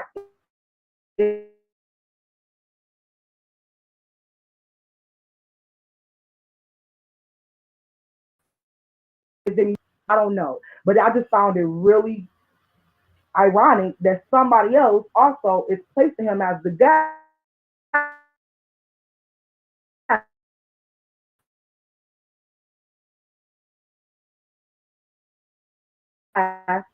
who, and then somebody totally different is saying this guy got it, this guy brought it in. You see what I'm saying? All right. And we also know that Elliot and not we don't know this, but according to Elliot, him and Zach had relations, and he had it on video.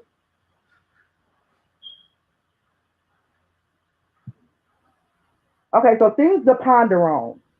This could explain why there was a mention of a private party with a few girls and a gay guy, like I said way back in the beginning. This could explain why Kanika, Shamaya, and Monifa was not seen in Irene's lab, Monifa not until the end. But where was the girls during that time, during Irene's lab? We don't see Shamaya. We don't see Monifa until the end. Okay, we don't see Kanika. We might hear her, but we don't see her. So this could explain why the girls wasn't really present in a lot of them, like, or going back and forth because they were right next door to the room too. This can explain why we see Bree leaving and coming and going. Okay, because they had a room, I believe, right next door at the DoubleTree. This could explain why we don't see footage of the DoubleTree. Okay, could it be that a person or persons made sure that all footage of them remained hidden from the public? This could be why Monifa's interview was never released. So this is just some stuff to ponder on. If this is indeed true, this is just some stuff to ponder on. I'm pointing out to y'all. All right. If you guys can remember this, drop me a one. You guys remember when Zach had made a comment and he said, some of my BD folks laid her, I'm sorry, y'all, half of my word is cut off. But he said, some of my BD folks laid her on that bed and touched her. That's all we did, folks. I didn't kill her. Do y'all remember in the beginning when everybody was coming for Zach hard, when everybody, just realized that Zach could have possibly been there or possibly be connected to these gangs? Remember, and everybody was calling Zach out as the BD. Everybody was like really throwing him under the bus. He came out and he said, some of my BD folks laid her on that bed and touched her. That's all we did. I didn't kill her. Do y'all remember that?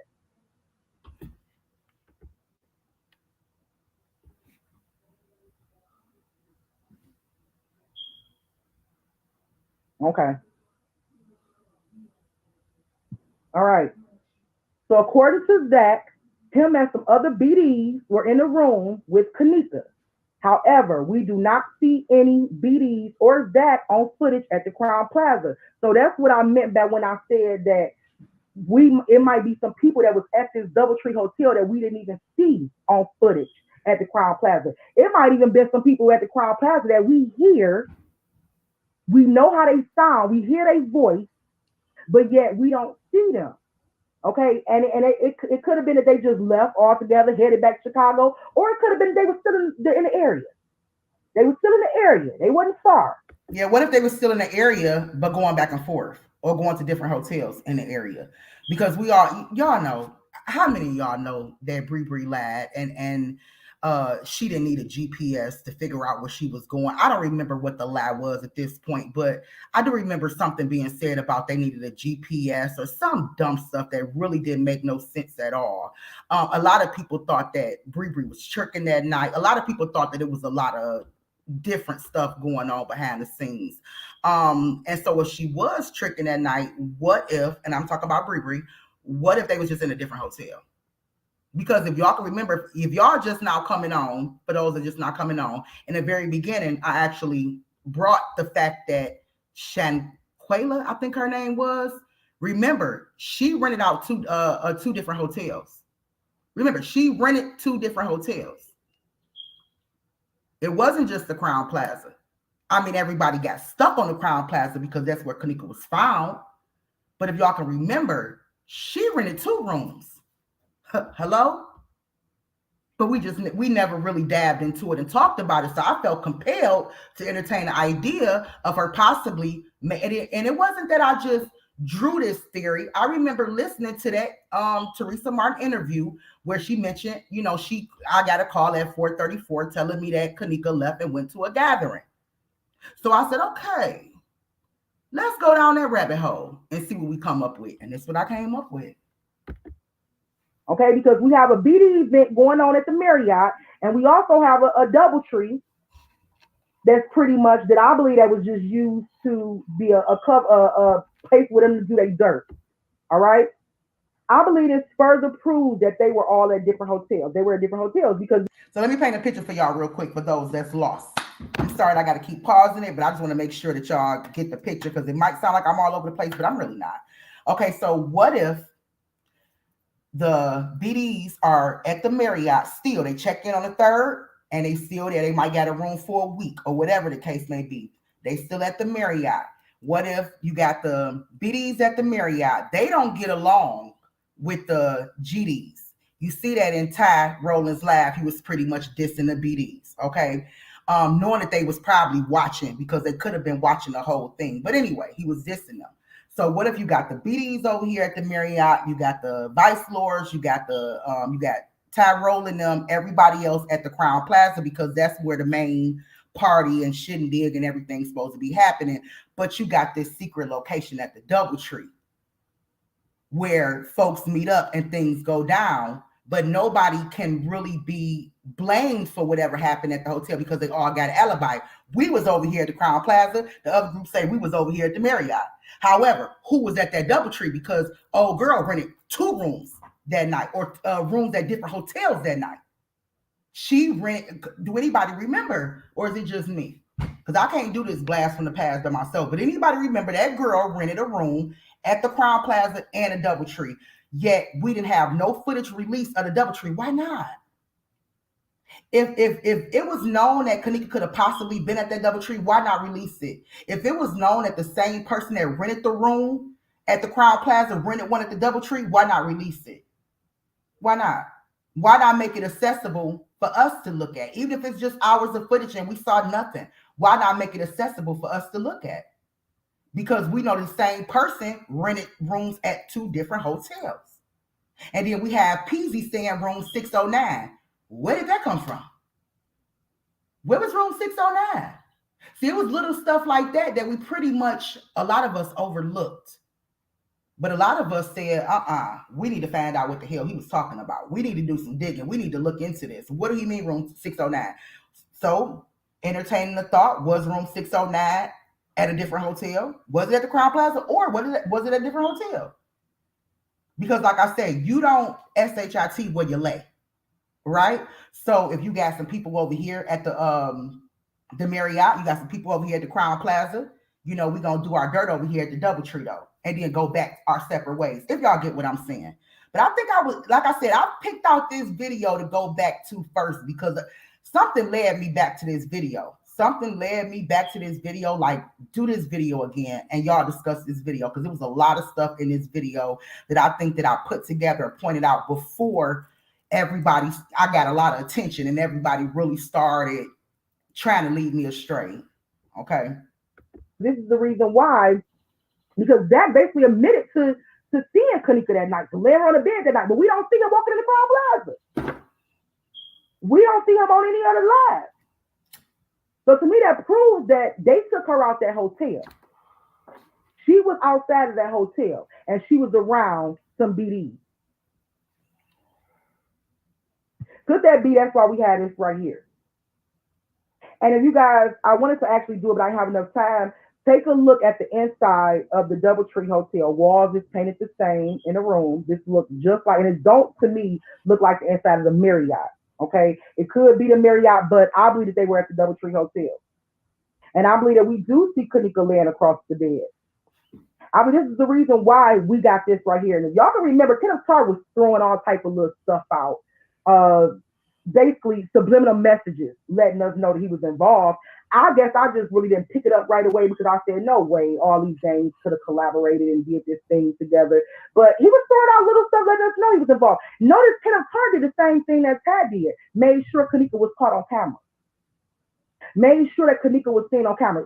To me, he had the same task that Ty had. Just make sure we caught her on camera so we can know that everybody is carrying out, everything is happening and going according to plan. This is the way I see it. Okay, and I also see the one-eye symbolism, but I don't know if that's because the picture was cropped. Let's move it along. All right, remember this right here, guys?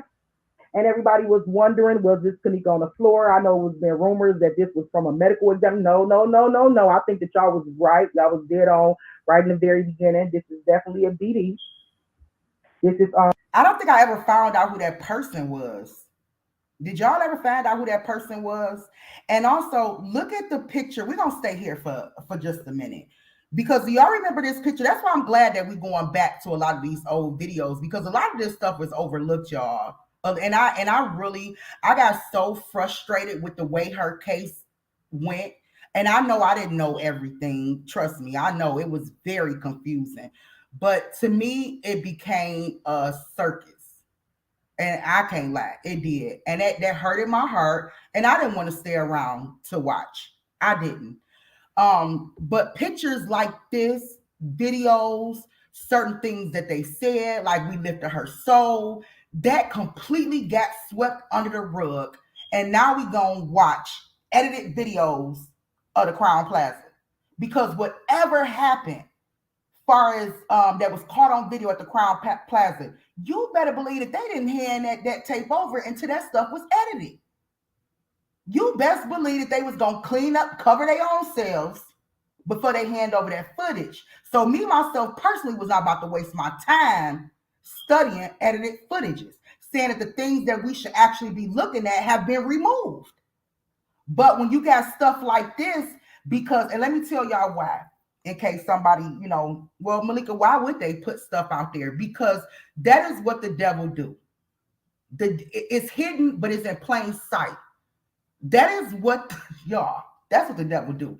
He wants you to know, and then people are so puffed up in pride and so puffed up in their position or puffed up in who they trying to become and what they trying to get and the level of status that they trying to become. They will subliminally put things out there that the average person who don't have spiritual discernment, who not really paying attention, who can't put this stuff together, they would ignore it. But if we look at this picture for a minute, y'all, do y'all not see Kanika Pink jeans? Do y'all or a person that looked like she wearing Kanika jeans and jacket? Do y'all not see that on the floor right here? I'm gonna wait for a minute. Do y'all not see? And I don't know, is this person Elliot? I don't even know who this is. Actually, I don't even know how Elliot look. I just remember on his Instagram, he at that page had his page private, but he was sharing a lot of stuff in his story. So a lot of those screenshots that I was catching was from his story. Like I said, I believe it was his page because the page wasn't a new page. He already had hundreds of followers. We done went through his followers, and a lot of them was people from Chicago. So if they created the page, it had to be created and added real fast. Friends added real fast. But it appeared to me that the page was real. Okay, but I didn't know what he looked like because when he was sharing stuff on his stories, all we could see is him going back and forth with different individuals and threatening Zach. So I never got a visual of what he looked like. So I don't know if this is him or another BD. I'm not saying it is. I don't know. But y'all, come on now. That don't look like Kanika on the floor. Or at least that outfit that we seen walking around. Because you know what, y'all? I'm going to tell y'all like this. Should I say it? Nope, I ain't even going to say it. It definitely looked like her on the floor. That's all I'm going to say, and I'm going to leave it at that. ABM, BD. Like I said, I've been watching these games for a long time, y'all. If y'all want to know who any gang member. Okay, somebody got the drop on the person in the photo. Okay. She probably know who that person is. I don't know who that person is. Now that I think about it, I don't think I went to look for that person. Or I might have. I might even call that person's name on here. I don't know. I'm pausing it just to kind of look at this picture. To look at this picture again and kind of bring it back into our memory. Okay, that she possibly was somewhere else and not at the Crown Plaza, because I don't remember seeing this person at the Crown Plaza. And I knew a lot of their names too in the beginning, but I don't remember a lot of their names now. I didn't program it in my mind. But this definitely couldn't have been at the party at the Crown Plaza. This definitely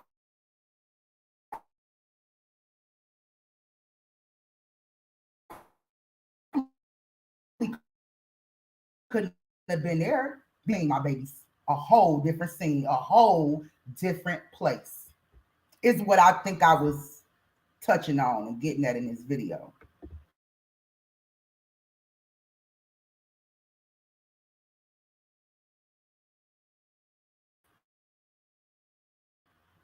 Okay, because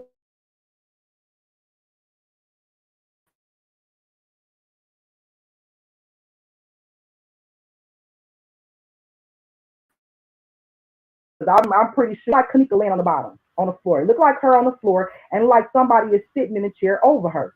Y'all remember this right here, right?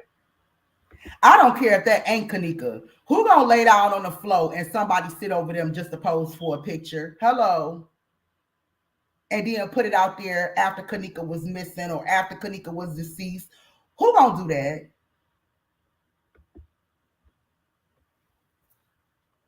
Okay, and like I said, I believe at this hotel it was a lot of stuff going on. I believe this hotel was just satanic. So if somebody's sitting over a dead body, it could have been a ritual taking place. But I think that when it comes to the public, a lot of people just don't want to go there. So they like, no, it got to be a better explanation there. No, that could be possibly what we're looking at.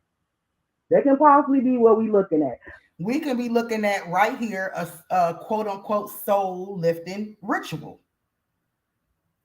Possibly. But notice that they have been recording and taking pictures and all along the way, communicating with each other all along the way. Okay, because let me tell y'all something. I know Melissa had mentioned this before. I want to just kind of remind you guys of this. Things have to be, the Satan have to do things in plain sight.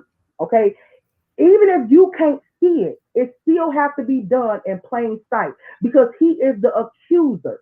Okay, he has to go to the Father and he accuses you. So everything that he does it in plain sight.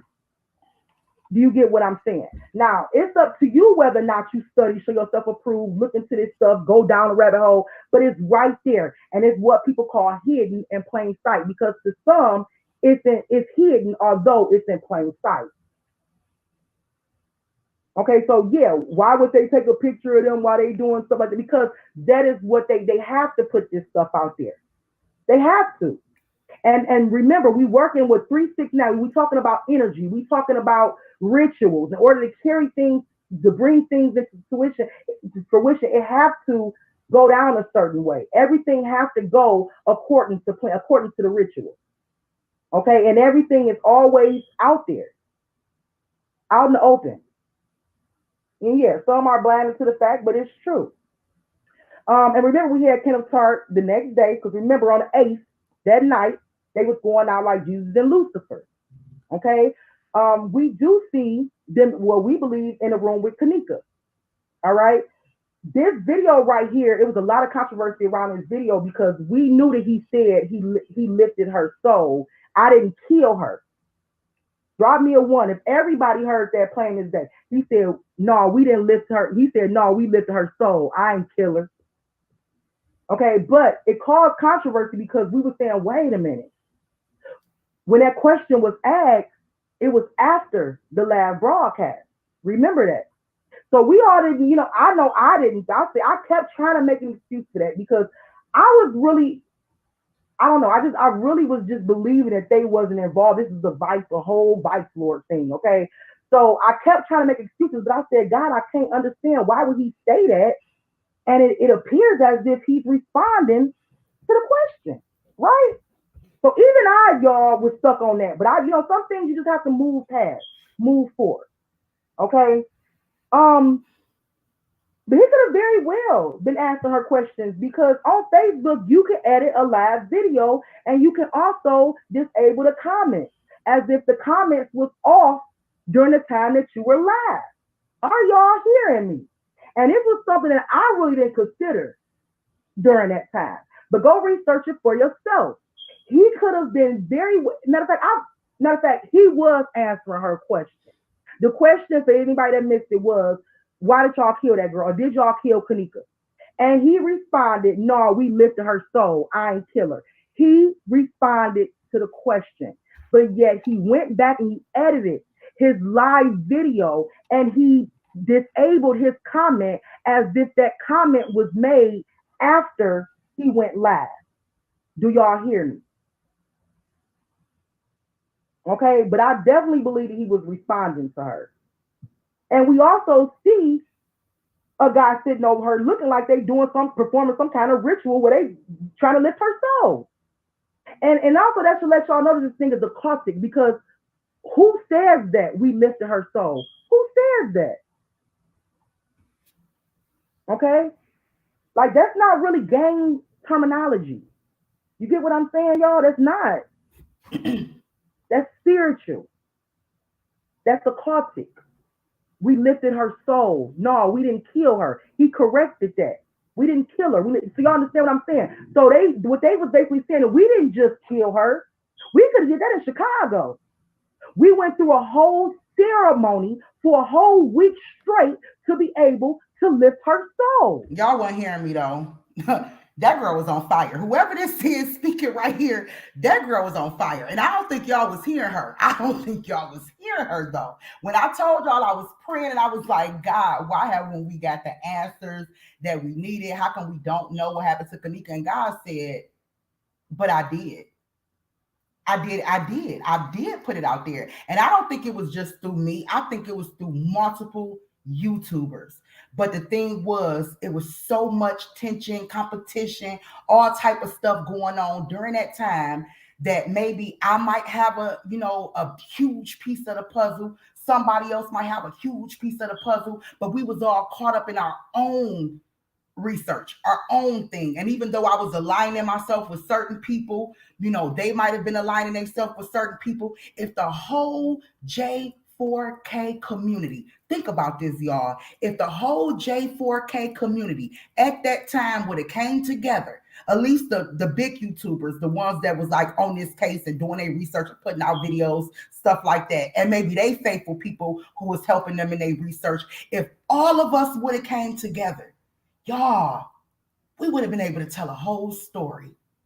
And not one person would have got credit, not another person would have got credit, but the whole J4, it would have been a win for the whole J4K community. That's the way I see it. And I'm really disappointed in my part in the role that I played and not extending the olive branch a little bit further to people and taking a lot of people's shots against me personal. But if we think about it, y'all, if all y'all, the ones that was really looking into this thing, you might have something that specialized in this area. I remember the girl Korean was really good when it came to data and editing and stuff like that. You had another YouTuber that was really good when it came to I have questions that was really good. You had Mr. Jackie Dragon that was really good. You had, just different YouTubers that was really good at in their area of specialty or what they do. Then you had me. And they wonder why, okay, well, Malika, why are you so focused on the game? Because that's my area of specialty. I didn't go to school for technology, but I went to school for hood nonsense. I went to school for hood stuff. You get what I'm saying? So a lot of times that's my area of specialty because I've been there, done that, lived it. And I'm very spiritual. So you have everybody bringing their gifts and talents together. Y'all, it would have been a win for the whole community. To perform this ritual to lift her soul. And I know people are like, what is they going to get out of that? I'm about to show you what they're going to get out of that. I'm going to show y'all what they got out of doing what they did. All right, so this right here is some screenshots that was given to me from a close friend that she had. This was like towards the beginning of the case. If y'all can remember, one of the hotel guests had claimed that they saw a dead body, dead body in the elevator. Okay, this right here was the conversation between if you want to announce yourself, you can. I don't know if you want me to say your name, but this is the conversation between her and let me just say this too. The hotel guest that made mention about the dead body being in the freezer was speaking, I think it was Spanish, right? And they needed an interpreter. So she caught everything, caught the screenshots, and she had somebody who she know who was Hispanic to interpret what was said. So the hotel guest actually put this stuff out there, and if she want to announce herself in the chat room, she will. She had everything interpreted. Okay. So this is Mariana explaining to the girl exactly what was said from the hotel guest. She said she is with some white lady that goes back and forth to the African man's friend. And that the girl family saw the dead girl in the elevator. Okay, now remember the white lady at the desk that everybody was talking about in the beginning. At one point, I could be wrong because it's been a while. Y'all help me remember. At one point, she had on pink, I think it was, and she was standing at the hotel front desk. And she was just looking real suspect. Like the whole time, she was looking suspect. Now, was she looking suspect because she was a Karen and trying to find out what was going on? Or was she looking suspect because she was involved some way or connected some way? I don't know. But y'all remember, she was looking real suspect. But anyway, I believe that was the white lady that they was talking about in this conversation right here, that was going back and forth to African men. Now, remember, this is coming from a Hispanic lady who barely could speak English. And at that time, she referred to the black men instead of saying going back and forth, with black men. She said with the African man's friend. So, but anyway, let me go ahead and keep playing it. Okay. Oh, and she also said that she saw a dead girl in the elevator. So sounds like they were trying to take her somewhere. Okay, so she put I don't know if she in the chat room if she want to announce herself. Okay, so she put in there, so she was dead in the elevator and she came back like sounds like they was trying to take her somewhere. Now remember, she's translating what the guest had actually commented, what the guest had said in Spanish. Okay, so according to the guest, there was a dead body found in the elevator, dead body of a girl on that night in the elevator. My puppy. You can hear my puppy in the background. And she didn't have to be dead. She could have been intoxicated. She could have been, and the girl just thought, she was dead. So let me just say that too. I should have probably said in the video if I didn't. Because she could have just been wasted, but when she said, and that her family saw the dead girl, I believe she's saying like the people she was with. Because she don't know if them her sisters, her brothers, her friends, you know what I'm saying? So I think she's saying like the people that she was with saw that girl in the elevator passed out or dead. All right, so this is another picture I brought up, and I said I got that one too that she was talking about, John. Because like I said, they're using this backdoor exit or a backdoor entrance and exit. Notice it's an elevator right by the backdoor entrance and exit. Okay, which would be easy to come in, especially if somebody put a brick or something right there to keep the door open for them, which would be easy to come in, and here's the elevator to just drop a body off. I'm just bringing some things out. I don't know. Okay. Also, the area that John was talking about, is it right here, John? Right here, the camera was not working. Shout out to whoever photo it is I found that I'm using. And they said it's either this camera was not recorded. Kanika Jenkins going through this kitchen. So we have a non-working camera right here. We have a back door, and we also have an elevator. Okay. So according to this hotel guest, they saw a black girl dead in a hotel elevator. So here's what I believe. After they were done, quote unquote, lifting her soul, they took her back over to the Crown Plaza and placed her body in the elevator. And this is the reason why the hotel guest spoke about her body. And I also believe that the hotel guest probably alerted security. And this is why we see security disappear or running or whatever the case may be, getting this body out the elevator and moving it. Okay. And I'm going to tell y'all another reason why I believe the body was placed in here and it was moved and everything is on point. Let me show y'all.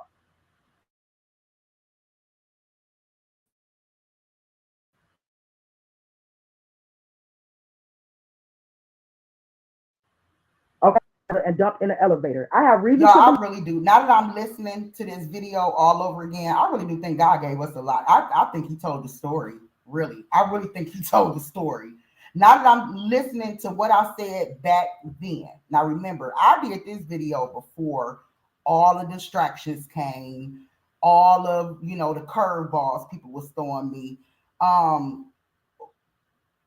I'm like, wow, this make a lot of sense. Like, what if she was taken and just tossed on the elevator and somebody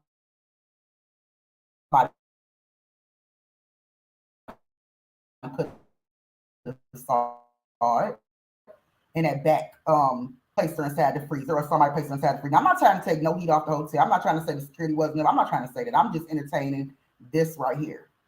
And I'm just saying, this was good. This is a good laugh. I don't know what y'all, this was a good laugh right here. I hate to keep stopping it, but I'm wilding myself like, wow. I don't even remember putting this together or nothing, but I'm like, wow. That Kanika's limp body was transported from the DoubleTree, which was right next door, and taken to the Crown Plaza, where her body was placed on an elevator. Security gets an alert by the hotel guest and immediately move her body out the elevator to the hotel freezer. Okay, remember in the beginning, it was mentioned that the freezer we see walking by isn't the same freezer that she was found in. Do anybody remember that? That is so important. Drop me a one if you remember that. Do anybody? I know I'm pretty sure y'all do understand now that the freezer that we actually see her look like she walking into is not the freezer that she was found in. We need to find out like why. Make it make sense. Because if she just was walking around the hotel, walking around the kitchen area, and we seeing it in a news clip that y'all put out, but then later find out that wasn't the same freezer that she was put in. Huh? So which would make sense to me that when we see her walking through the kitchen area and that clip that we saw on TV, it would make sense to me that that wasn't the end of Kanika. More happened that night. Kanika was brought back to the hotel or somehow taken and placed in the one that she was actually placed in. Is anybody following me? Because I like interaction. I like chat interaction. I'm not actually doing this now, and I know when I'm actually doing this, I'm so focused I can't really pay attention to the chat. But I'm watching, and I like chat interaction. Do that make sense though? That possibly, because we don't know, but it appears that she was outside. As dirty as her clothes was, dirt on the inside of her shoes. It appears at some point she was outside. Some YouTubers I have heard it said before that she was jumped by other people. I have heard it, and I'm not even gonna entertain a lot of other different theories, okay? Because I just hadn't went down there yet. As far as the pool area, I'm not gonna entertain that because in my whole research, I never looked into that. So it makes no sense for me to speak into that right now. You know, if I never looked into it. But I remember it being said that, you know, by another YouTuber that they thought possibly that she was taken outside and jumped. But it make no sense to us if they saying that she walked into a freezer and you show us her walking. It kind of remind me of Kiera Coles. Now I said I wasn't gonna be dropping names and stuff like that and comparing in this video, but it kind of remind me a lot of Kiera Coles because what we seen that the news dropped out with Kiera Coles wasn't Kiera Coles. It wasn't her at all. It was a reenactment of a woman walking down the street in a postal uniform, but it wasn't Kiera. I mean, is this making sense to anybody? So what they showed us is what they wanted us to believe, that this was her walking and making her way into the freezer, when indeed that wasn't even the freezer she was found in. Hello? Let's make it make sense. Remember the news outlet saying the freezer that we see her walking past was not the freezer that she was found in. Drop me a one if y'all can remember that. Because I know it ain't just me that remember some of this stuff. It might be old news, but I know it's some of y'all out there that can remember that. And I should have probably actually pulled it up because I could have. I'm pretty sure I could have. But it was mentioned in the beginning that the freezer that we see her walking towards was not the one that she was found in. So I just put, this could be true. This could be true. She could have been dumped in that elevator just as the hotel guest stated and taken to a freezer. However, they have footage of her stumbling towards that freezer, which is why they decided to use that narrative and paint the picture as if she walked into that particular freezer. Drop me a one if you following me. Drop me a one if you following me. Because to me it makes sense. Because I remember in the beginning I was so confused. Okay, was it the lower level, upper level, main level? Like what the hell freezer she was in?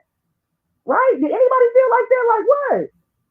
So a lot of people get mad at Malika because she was confused. I mean, this is a confusing case, and people made it confusing. Starting with the news media outlets, they lied. It was a lot of people lying. I ain't gonna even go there. I might just do a whole separate live for all the lies that I didn't collect it surrounding this case, and y'all wonder why people like me. Even the news media wasn't innocent. I don't even feel like they was being 100% truthful with what they was putting out and showing us. And I definitely, once I did Kiera case, I'm like, oh, so they known to be, because we always know that the news is, you know, they conjure up their own, it's predictive programming. It's whatever they want you to believe. That's the picture they gonna paint. But once I did Kiera's, I'm like, oh, even the news is scandalous. Like they can easily be paid off. So yeah, they wasn't innocent in this either. John Q or whoever else doing these videos, they sometimes get confused. Okay, do y'all remember in the beginning, the guy with the raspy voice? Remember he said that Kanika left with, she left on her own. I should have put on her own. I'm sorry, not with a group. Oh, he said she left the group and wandered off. Do y'all remember the guy with the raspy voice said in the beginning, she ducked off on her own, which I believe that she was. Now, do y'all remember the guy with the raspy voice? Before I go any further, drop me a one, because like I said, this is stuff that you probably would have had to be around in the beginning. If you just hearing about Kanika Case, the guy with the raspy voice, I called him the guy with the raspy voice. If anybody was following me in the beginning, y'all remember I called him the guy with the raspy voice. When he was saying, he told a little story and said, yeah, Kanika ducked off on her own. And yeah, but those particular videos you probably can't find today. So you would have had to be here from day one to remember the guy with the raspy voice. But remember, he also said that she ducked off on her own. Led somewhere, but he said she went to have sex with somebody that she was digging, feeling, or however he used it. He said, but she wasn't down for the train. Do y'all remember that? Drop me a one. See, like it's all starting to make sense to me now, because I believe that when he said ducked off or left from the group, that was because she wasn't with the group. She was at the double tree. Okay, probably with somebody, a little inebriated too, but probably with somebody who she was familiar with, and it was probably other Monifa and Elliot, like I pointed out in the very beginning. But all of this is allegedly. dudes that was there, aka maybe Zach. I'm just saying, God rest his soul, but I'm just calling it out how I see it, because Elliot was there. Elliot, I'm just putting it out there, okay? And maybe some more people who he was affiliated with, maybe some other grown men that I don't even want to even care to speak on and bring up right now, because the thought of it pisses me off. Seriously, y'all, okay? So I was pissed off. Could y'all? When I was doing this live, I was really so passionate and emotional, and I think that's the reason why I kind of fell into. I disappeared. I ain't gonna say fell off, but that's why I disappeared, because I was too overly passionate about it. Not saying that you have to be passionate about it, but to do videos and stuff like that, you gotta, gain your composure. And I was just like overly passionate about finding out what happened to her. So yeah, I was pissed off when doing this video. I'm pretty sure y'all can hear the difference in my voice today and the difference in my voice from back then. You could tell, like looking into this stuff and stuff, I was pissed off doing this video. So I just want to apologize to y'all if I sound like I'm yelling, if I sound like I was angry, upset, because I definitely was. I'm not gonna hold y'all up. I was. as the guy said that she was, digging somebody, but she wasn't down for the train. And so I believe that if that is the case, then it's possibly that they was trying to run a train on her and she was fighting back, which is why she looked like she put up a fight. Because look, we don't see her walking through And remember, the town plaza. oh, I got so much to say. I'm sorry, y'all. I got so much to say. If y'all can remember, didn't Lenora mention that it looked like Kanika put up a fight or something about Kanika looking like she had been in a fight? Now, like I said, I remember other YouTubers pointing out the fact that she could have got jumped and been in a fight. But why would they take her all the way to Rosemont just to jump her? They could have did that in Chicago. That's just my opinion about it. Why would they take her to a far away, almost an hour away from home, just to jump her? So it could have been looking like she was fighting, or she put up a fight because she was being sexually assaulted. Now, whether or not they actually went through with it, I don't know, because we know the autopsy don't show that she was sexually assaulted. So, a lot of us can say, well, no, I don't believe they went through it. She probably put up a fight and they did whatever they did to her. And then you got some of us, like me, I'm still kind of like 50-50 on it, that might say, yeah, she was sexually assaulted. But we don't know because the autopsy doesn't show that she was sexually assaulted. But anyway, it just really stood out to me that the guy with the raspy voice, he kind of came out in the very beginning, and his conversation was leaked. Now remember, y'all, he wasn't looking for clout, and I'm talking about raspy guy boy, because he didn't put that out himself. He was having a private conversation with somebody he knew, and they leaked his conversation. Are y'all with me? Do y'all remember this? And he was really pissed off that person leaked this conversation. And he started saying, like, he started kind of going on a defense. However, that conversation was leaked. And I didn't ignore the fact that that conversation was leaked. So for all those that want to say that her friends had nothing to do with her death, go back to the, now I'm getting pissed again. Go back to the very beginning, because a lot of y'all wasn't here in the very beginning. I ain't talking about y'all, I'm talking about a lot of them content creators wasn't here in the very, very beginning. So they missed stuff like this. Or they saw it and didn't want to bring it up and touch on it. However, the raspy voice guy said, I heard, and a lot of y'all, I see a lot of ones. A lot of y'all heard that man say that she ducked off on her own and with somebody that she was digging. And y'all know, we know that Mike was there at the time. Allegedly, she's supposed to have some kind of relationship with Mike. We also know that Mike at some point had left the room because we did not see him in Ty's live. So where was he? Where was it? So and think about it, y'all, just because these people, y'all might see them on camera leaving the Crown Plaza does not mean they still wasn't in the area. Because remember, old girl got 2 rooms that night. Hello, not just one. Now, she got one that we wouldn't even be entertaining the idea of a whole nother hotel. I ain't dumb. If she just had rented 1 room, I wouldn't even be going down this rabbit hole, but she didn't. She rented 2. And then you got other people that was claiming that they lifted her soul, and it looks like she was in the background of their pictures and videos where they was at a different hotel, but all of these hotels is in the same vicinity.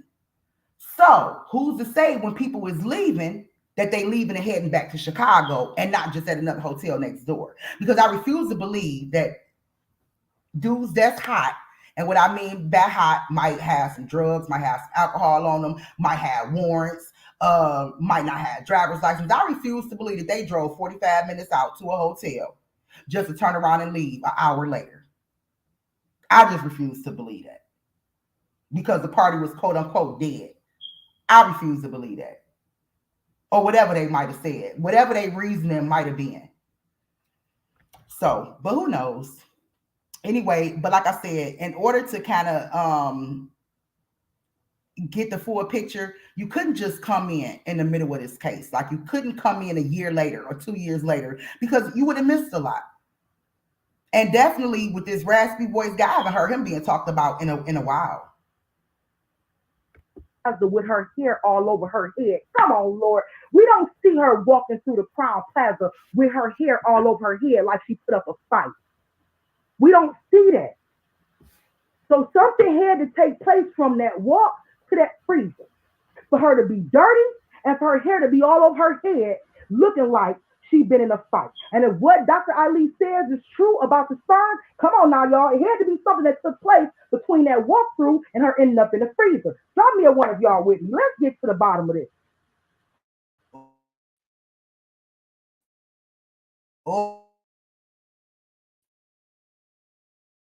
Oh,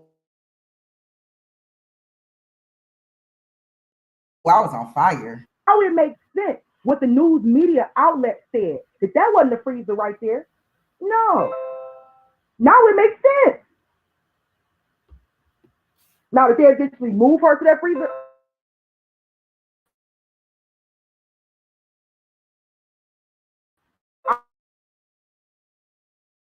I don't know, but what an hour walk through. Okay, she walked through a whole nother hour before she ended up in a freezer, and it wasn't that one. So why don't y'all show us that and edit it as if she walked straight to that one? Are y'all feeling me? Please drop me a one. That's what I'm saying. It was so much confusion in the beginning, y'all.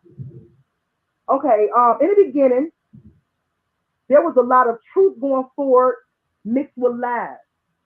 And I'm just saying discern. We have to be able to discern the truth from the lie because y'all, it was placed out there. It was put out there intentionally to confuse us. And I don't think that they expected everybody to get the digging. They expected us to take the story, to burn our energy, to mourn, to cry, to be in fear, but they didn't expect us to get to being some Facebook investigators, is what they called it. That was pissing them off. I don't think they expected that.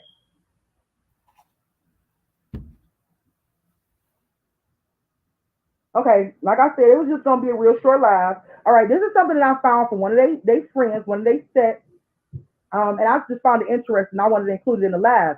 He said, if the Illuminati comes, somebody got to go.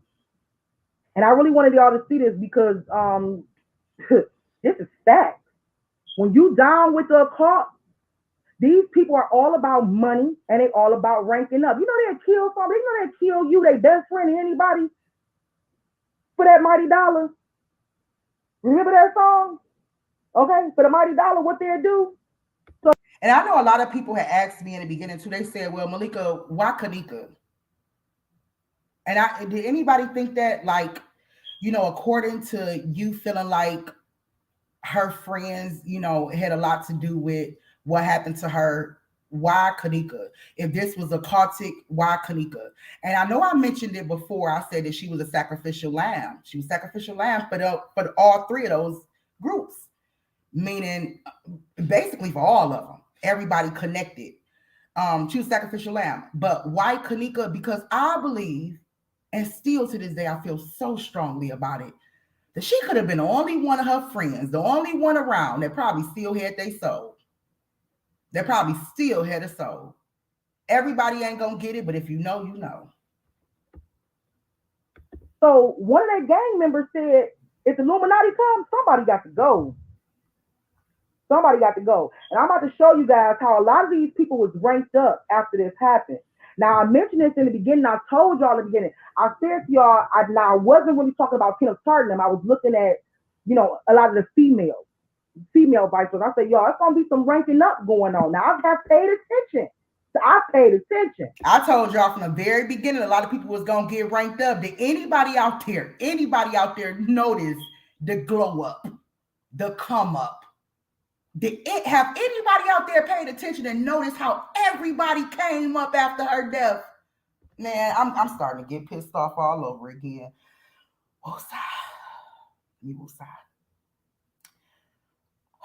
Did anybody notice how everybody ranked up in position and finances? Everybody ranked up. Some of these people was ranked up, y'all. Believe me when I say it. For instance, Kenneth Tart is now a renegade. Who knew that? He leveled Kenneth up. Tart has leveled up. Kenneth Tart was a BD. Kenneth Tart is now a renegade. Renegade is the same thing as Ty Rowland was. Ty Rowland was a renegade, a EBK. Everybody killer. Okay? So Kenneth Tart is no longer just a BD. He's a renegade now. He leveled up.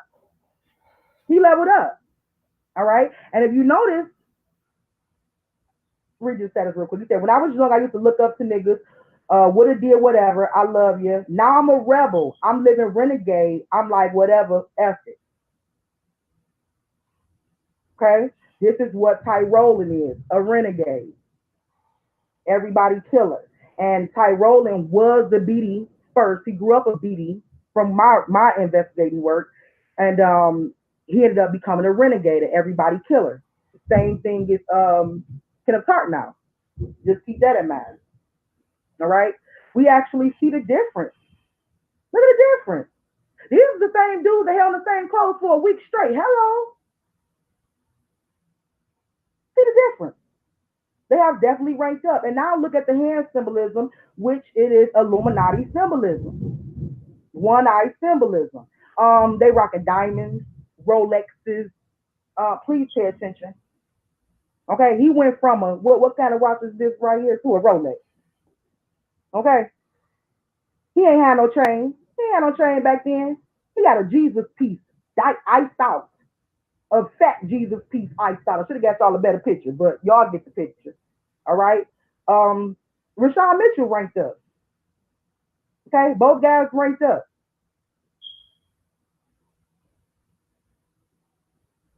We all know Irene, and I spoke on Irene ranking up before. I told y'all, I said Irene gonna rank up. Y'all don't believe me, I got the receipts for that. Irene ranked up. I told y'all that Irene was going to rank up. I said out of all of them girls, I said, oh, it's thundering. Out of all of them girls, I said Irene is probably the one, even though it seemed like she didn't do much, but just sat there. I said Irene is the one that they gonna end up ranking up. They gonna, because it seemed like she the one that wasn't nervous. Now I know y'all probably said she was, the bottom lip was shaking and all that stuff. I think Irene did exactly what Irene posted. Irene was, in order for her to be smart, she had to play stupid. She played stupid. Okay, and remember I had showed y'all back in the day how Chester Mob threw out a status and said, if anybody touch you, I got you. So I knew right there.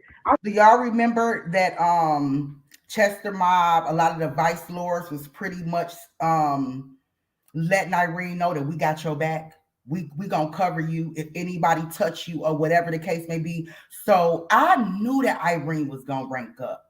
I knew that she would, because I said Irene played her position. And if you seem like to, and it seemed like to me, Monifa was the one that was actually more scared. Now, Irene got a lot of smoke that came her way. I mean, people was threatening her mom, her son. Like, she had a lot of smoke coming her way. But she kind of still stood 10 toes down. I don't care what nobody say. She still stood 10 toes down. Now, Monifa was the one that they had to keep off social media. Monifa seemed like she was getting ready to crack at any moment, like she couldn't take the pressure. So I wasn't sure if she was going to rank up, but I knew for a fact Irene was. I said for one of her leaders to cover her, I said she about to rank up. Y'all don't believe me? Who don't believe me?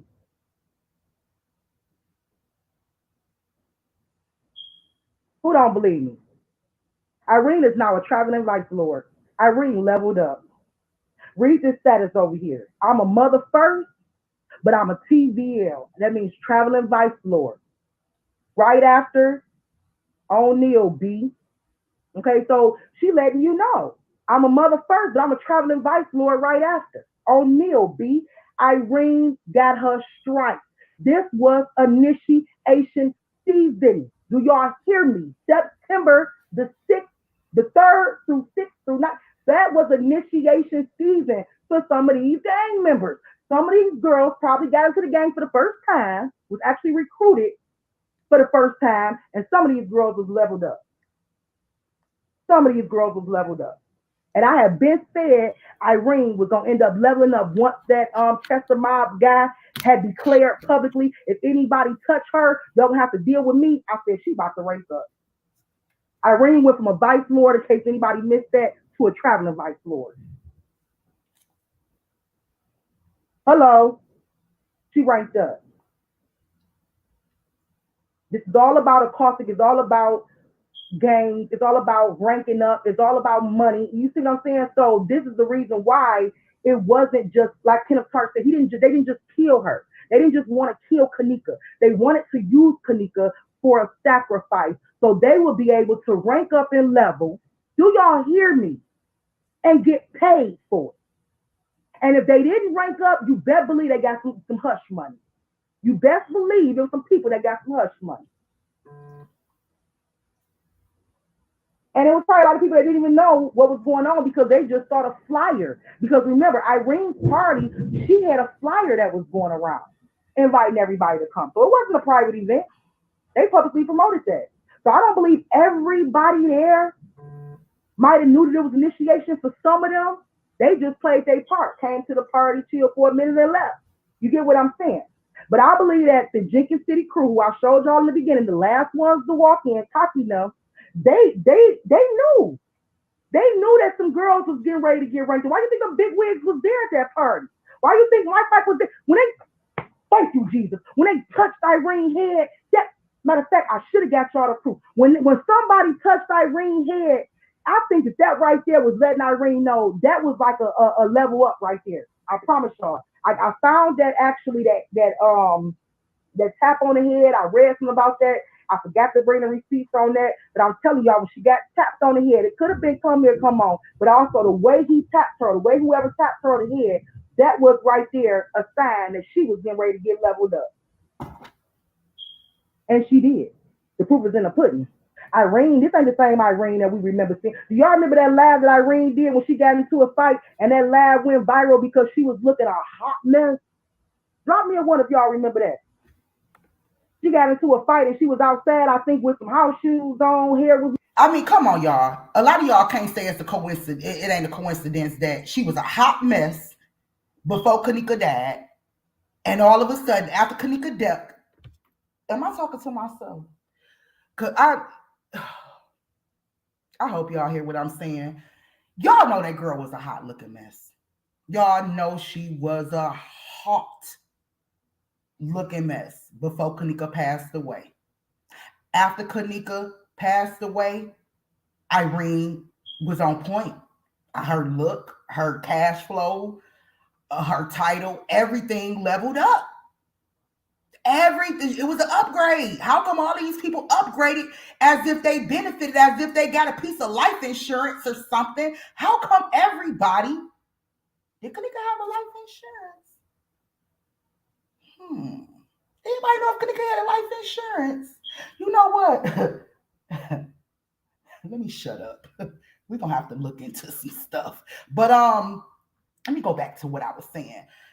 Everybody got bust fresh, but stupid. Cash flow coming in stupid. And it wasn't like that before her passing. Come on. So if her friends didn't have anything to do with her, then let me tell y'all something. If Kanika friends ain't have nothing to do with her death, neither did Shaquille friends. Nope, neither did them. And I say that because for those that know Shaquille Robinson and know the story about her, I say that because to me, in my eyes, it was just as obvious. It was just as obvious, y'all. Looking messed up, and even Nation them was like, why that girl out there looking a mess like that? They was dogging her. Irene got her stripes. Look at her outfit. She got her stripes, baby. Traveling Vice Lord. Now, she's a traveling Vice Lord now, and that traveling Vice Lord is the same as Mike.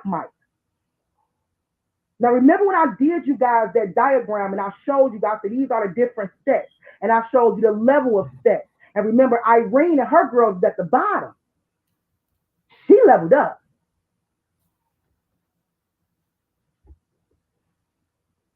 That was the one I showed y'all with the pyramid. The pyramid I made. All right, so I just wanted to show y'all that, and I think I'm done because I got some more, and I don't want to go through this right now. I'm saving this for later. I don't want to go through the next slide, but I'm pretty much done there. My whole point was to show you guys the fact that these people have leveled up.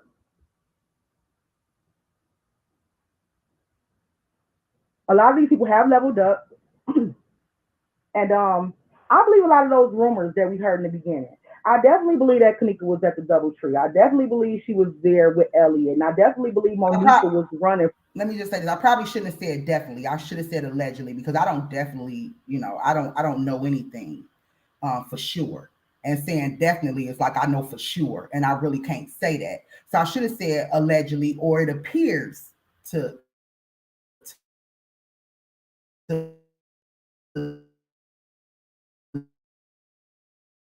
look like she was at one back. And y'all, if y'all just now coming in, y'all know Kanika's birthday. A lot of y'all know Kanika's birthday is coming up in a couple of days. So this is my way of honoring Kanika. I came back on the scenes and just started dropping some random videos and doing random videos, but my spirit said, go back in time, do a blast from the past and kind of go back in time and look at some of that stuff that you put out before, because I believe, and if I say this, everybody gonna think I'm tooting my own horn, and I'm not. But I believe a lot of information was released on this channel and in this video right here, just in this video alone. Because I do believe we was dealing with more than one hotel.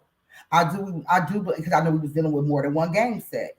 I do know that we was dealing with a lot of different stuff, and at this point, it had been overlooked.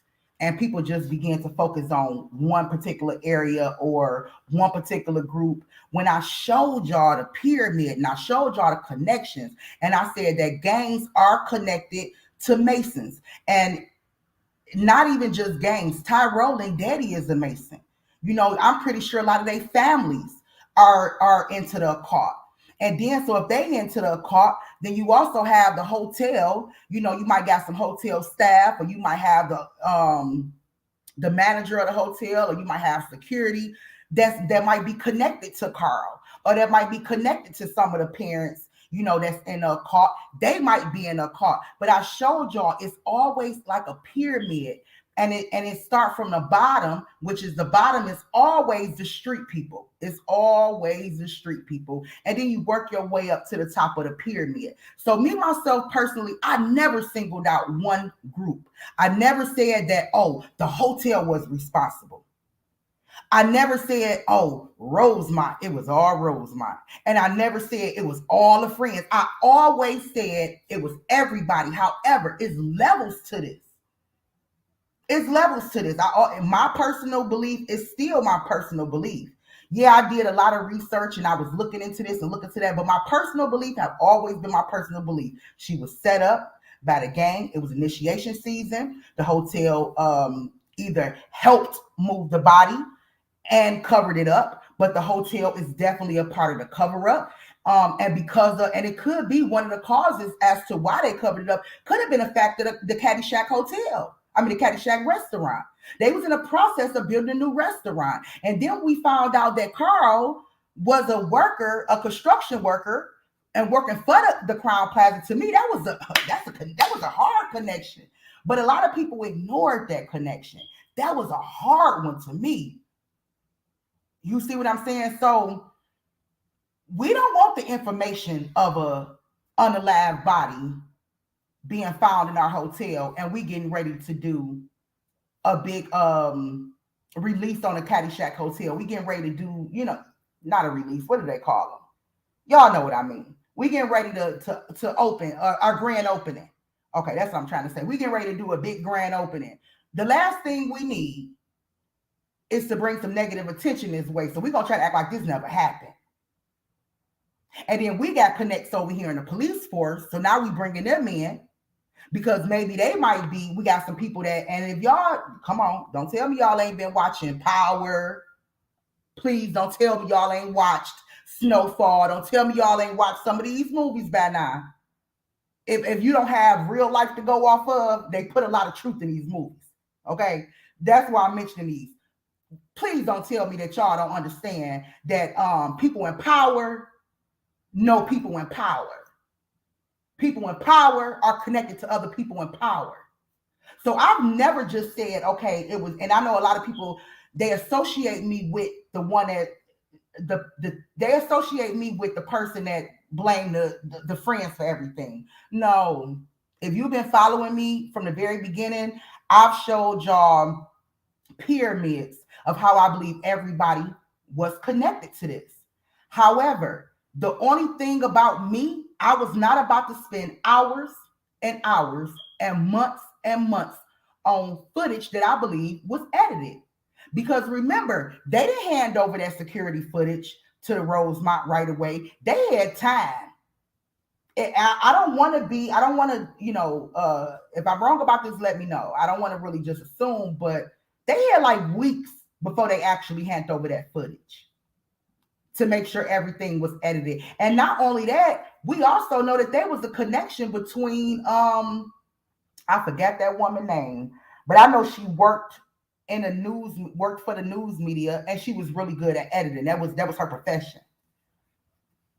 So I've always said that everybody is going to be held accountable on Judgment Day for what happened to this girl, all groups involved. However, I just believe that everybody, each group had their own part that they played in it. And I believe the original setup to get her out here, to do this, that, and other to her, yes, was the people that she rolled with, period. Okay? And I believe the hotel, I've never really, how can I put this? I never really had a definitive answer or feeling whether or not they was actually involved with her murder or just had nobody and covering it up. You know what I'm saying? Because I'm not saying that they didn't. I'm not saying the security didn't do anything to her. I'm not saying that. I don't know whether or not he did. But, and I couldn't look into it. It was no way for me to look into whether or not he did it. Because I personally don't feel that. And I remember in the beginning, let me kind of just take y'all back a little bit. In the beginning, we was seeing a trash bag, and everybody kept saying, "That's Kanika in that trash bag." And for a while, I think I said it too. But then I got to thinking, like, would they hand over footage to Rosemont, knowing that it's a body in that bag, knowing that it's gonna be public record, and it's a body in that bag, or would they actually edit that out? So I don't know. I just always felt that this thing was heavily covered up by Rosemont, mainly because of the Caddyshack, and also because maybe their connection to the Masons and their connection to Carl. So that was always my belief, and I'm sticking with it to the day I die. I'm sticking with that belief because I think that when you try to take away the responsibility of the friends and not put it on it, but just put it all on the hotel, to me, you're giving them a pass, and I don't think that they should have a pass. I think that they just as responsible as anybody else. My personal opinion. I want to take everybody down. I want them all to go. I want from the bottom of the pyramid all the way to the top. Everybody to be held accountable to what happened with this girl.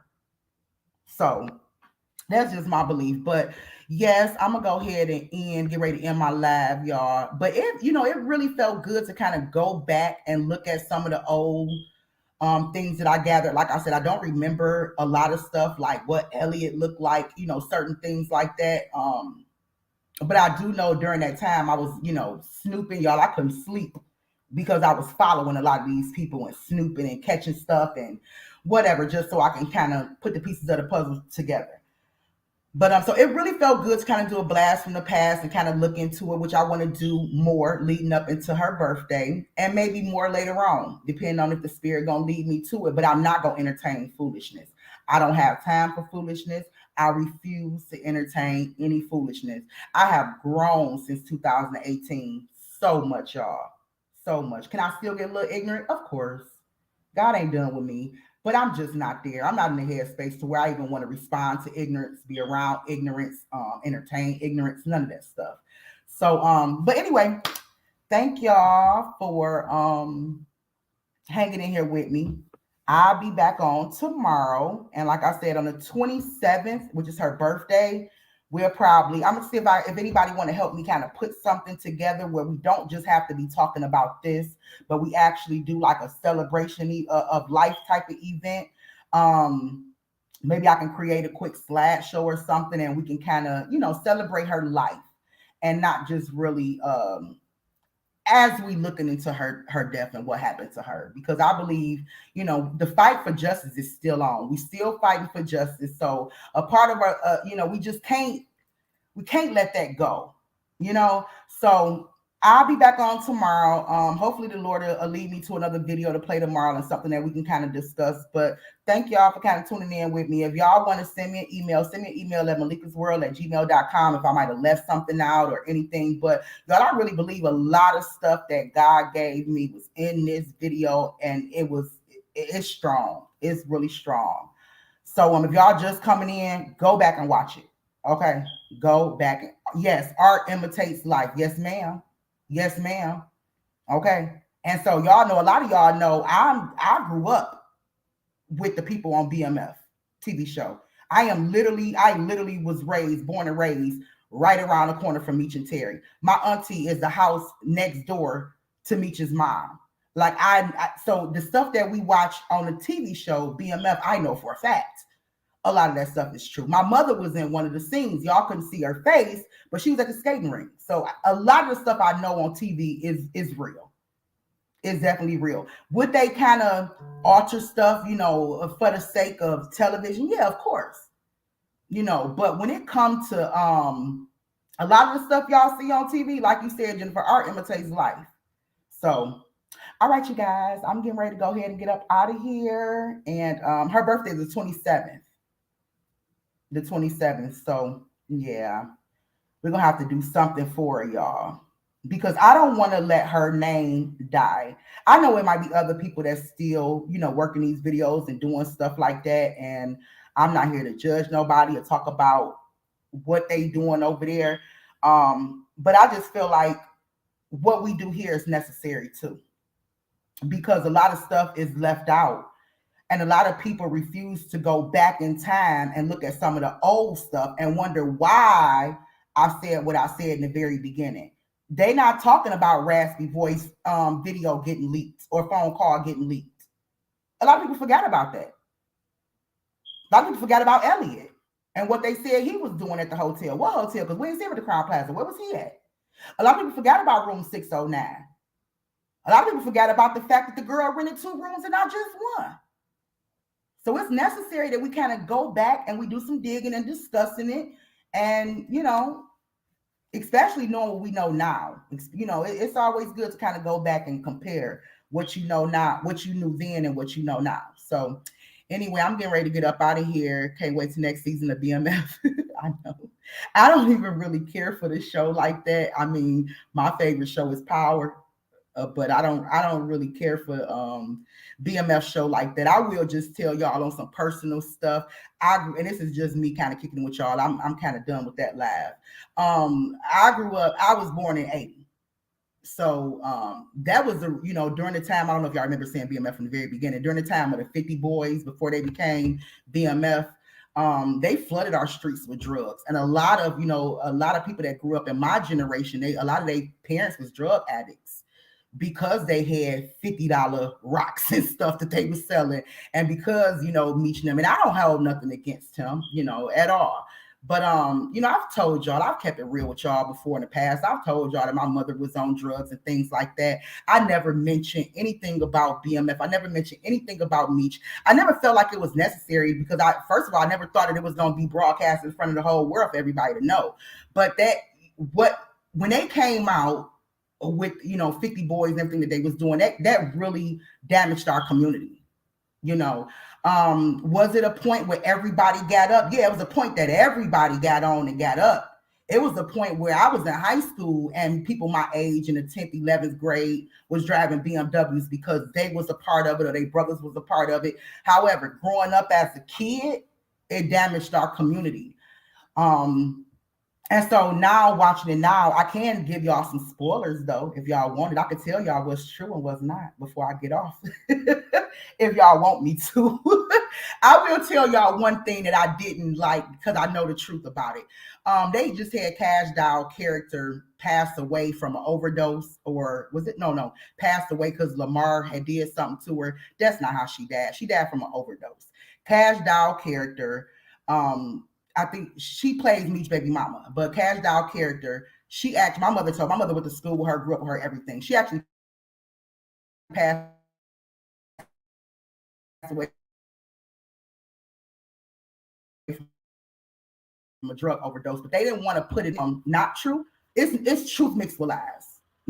It's facts and fiction or whatever they call it, however they say it. Some events is not real, and that's true. Some of the events is not real, and a lot of them is.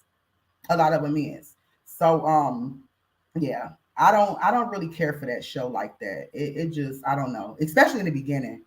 I really did. I really didn't care for it. And out of all the 50 Cent shows, like I like Power first and I like the Raising Cane second, and I'll say BMF my third because I lived it. I lived in it.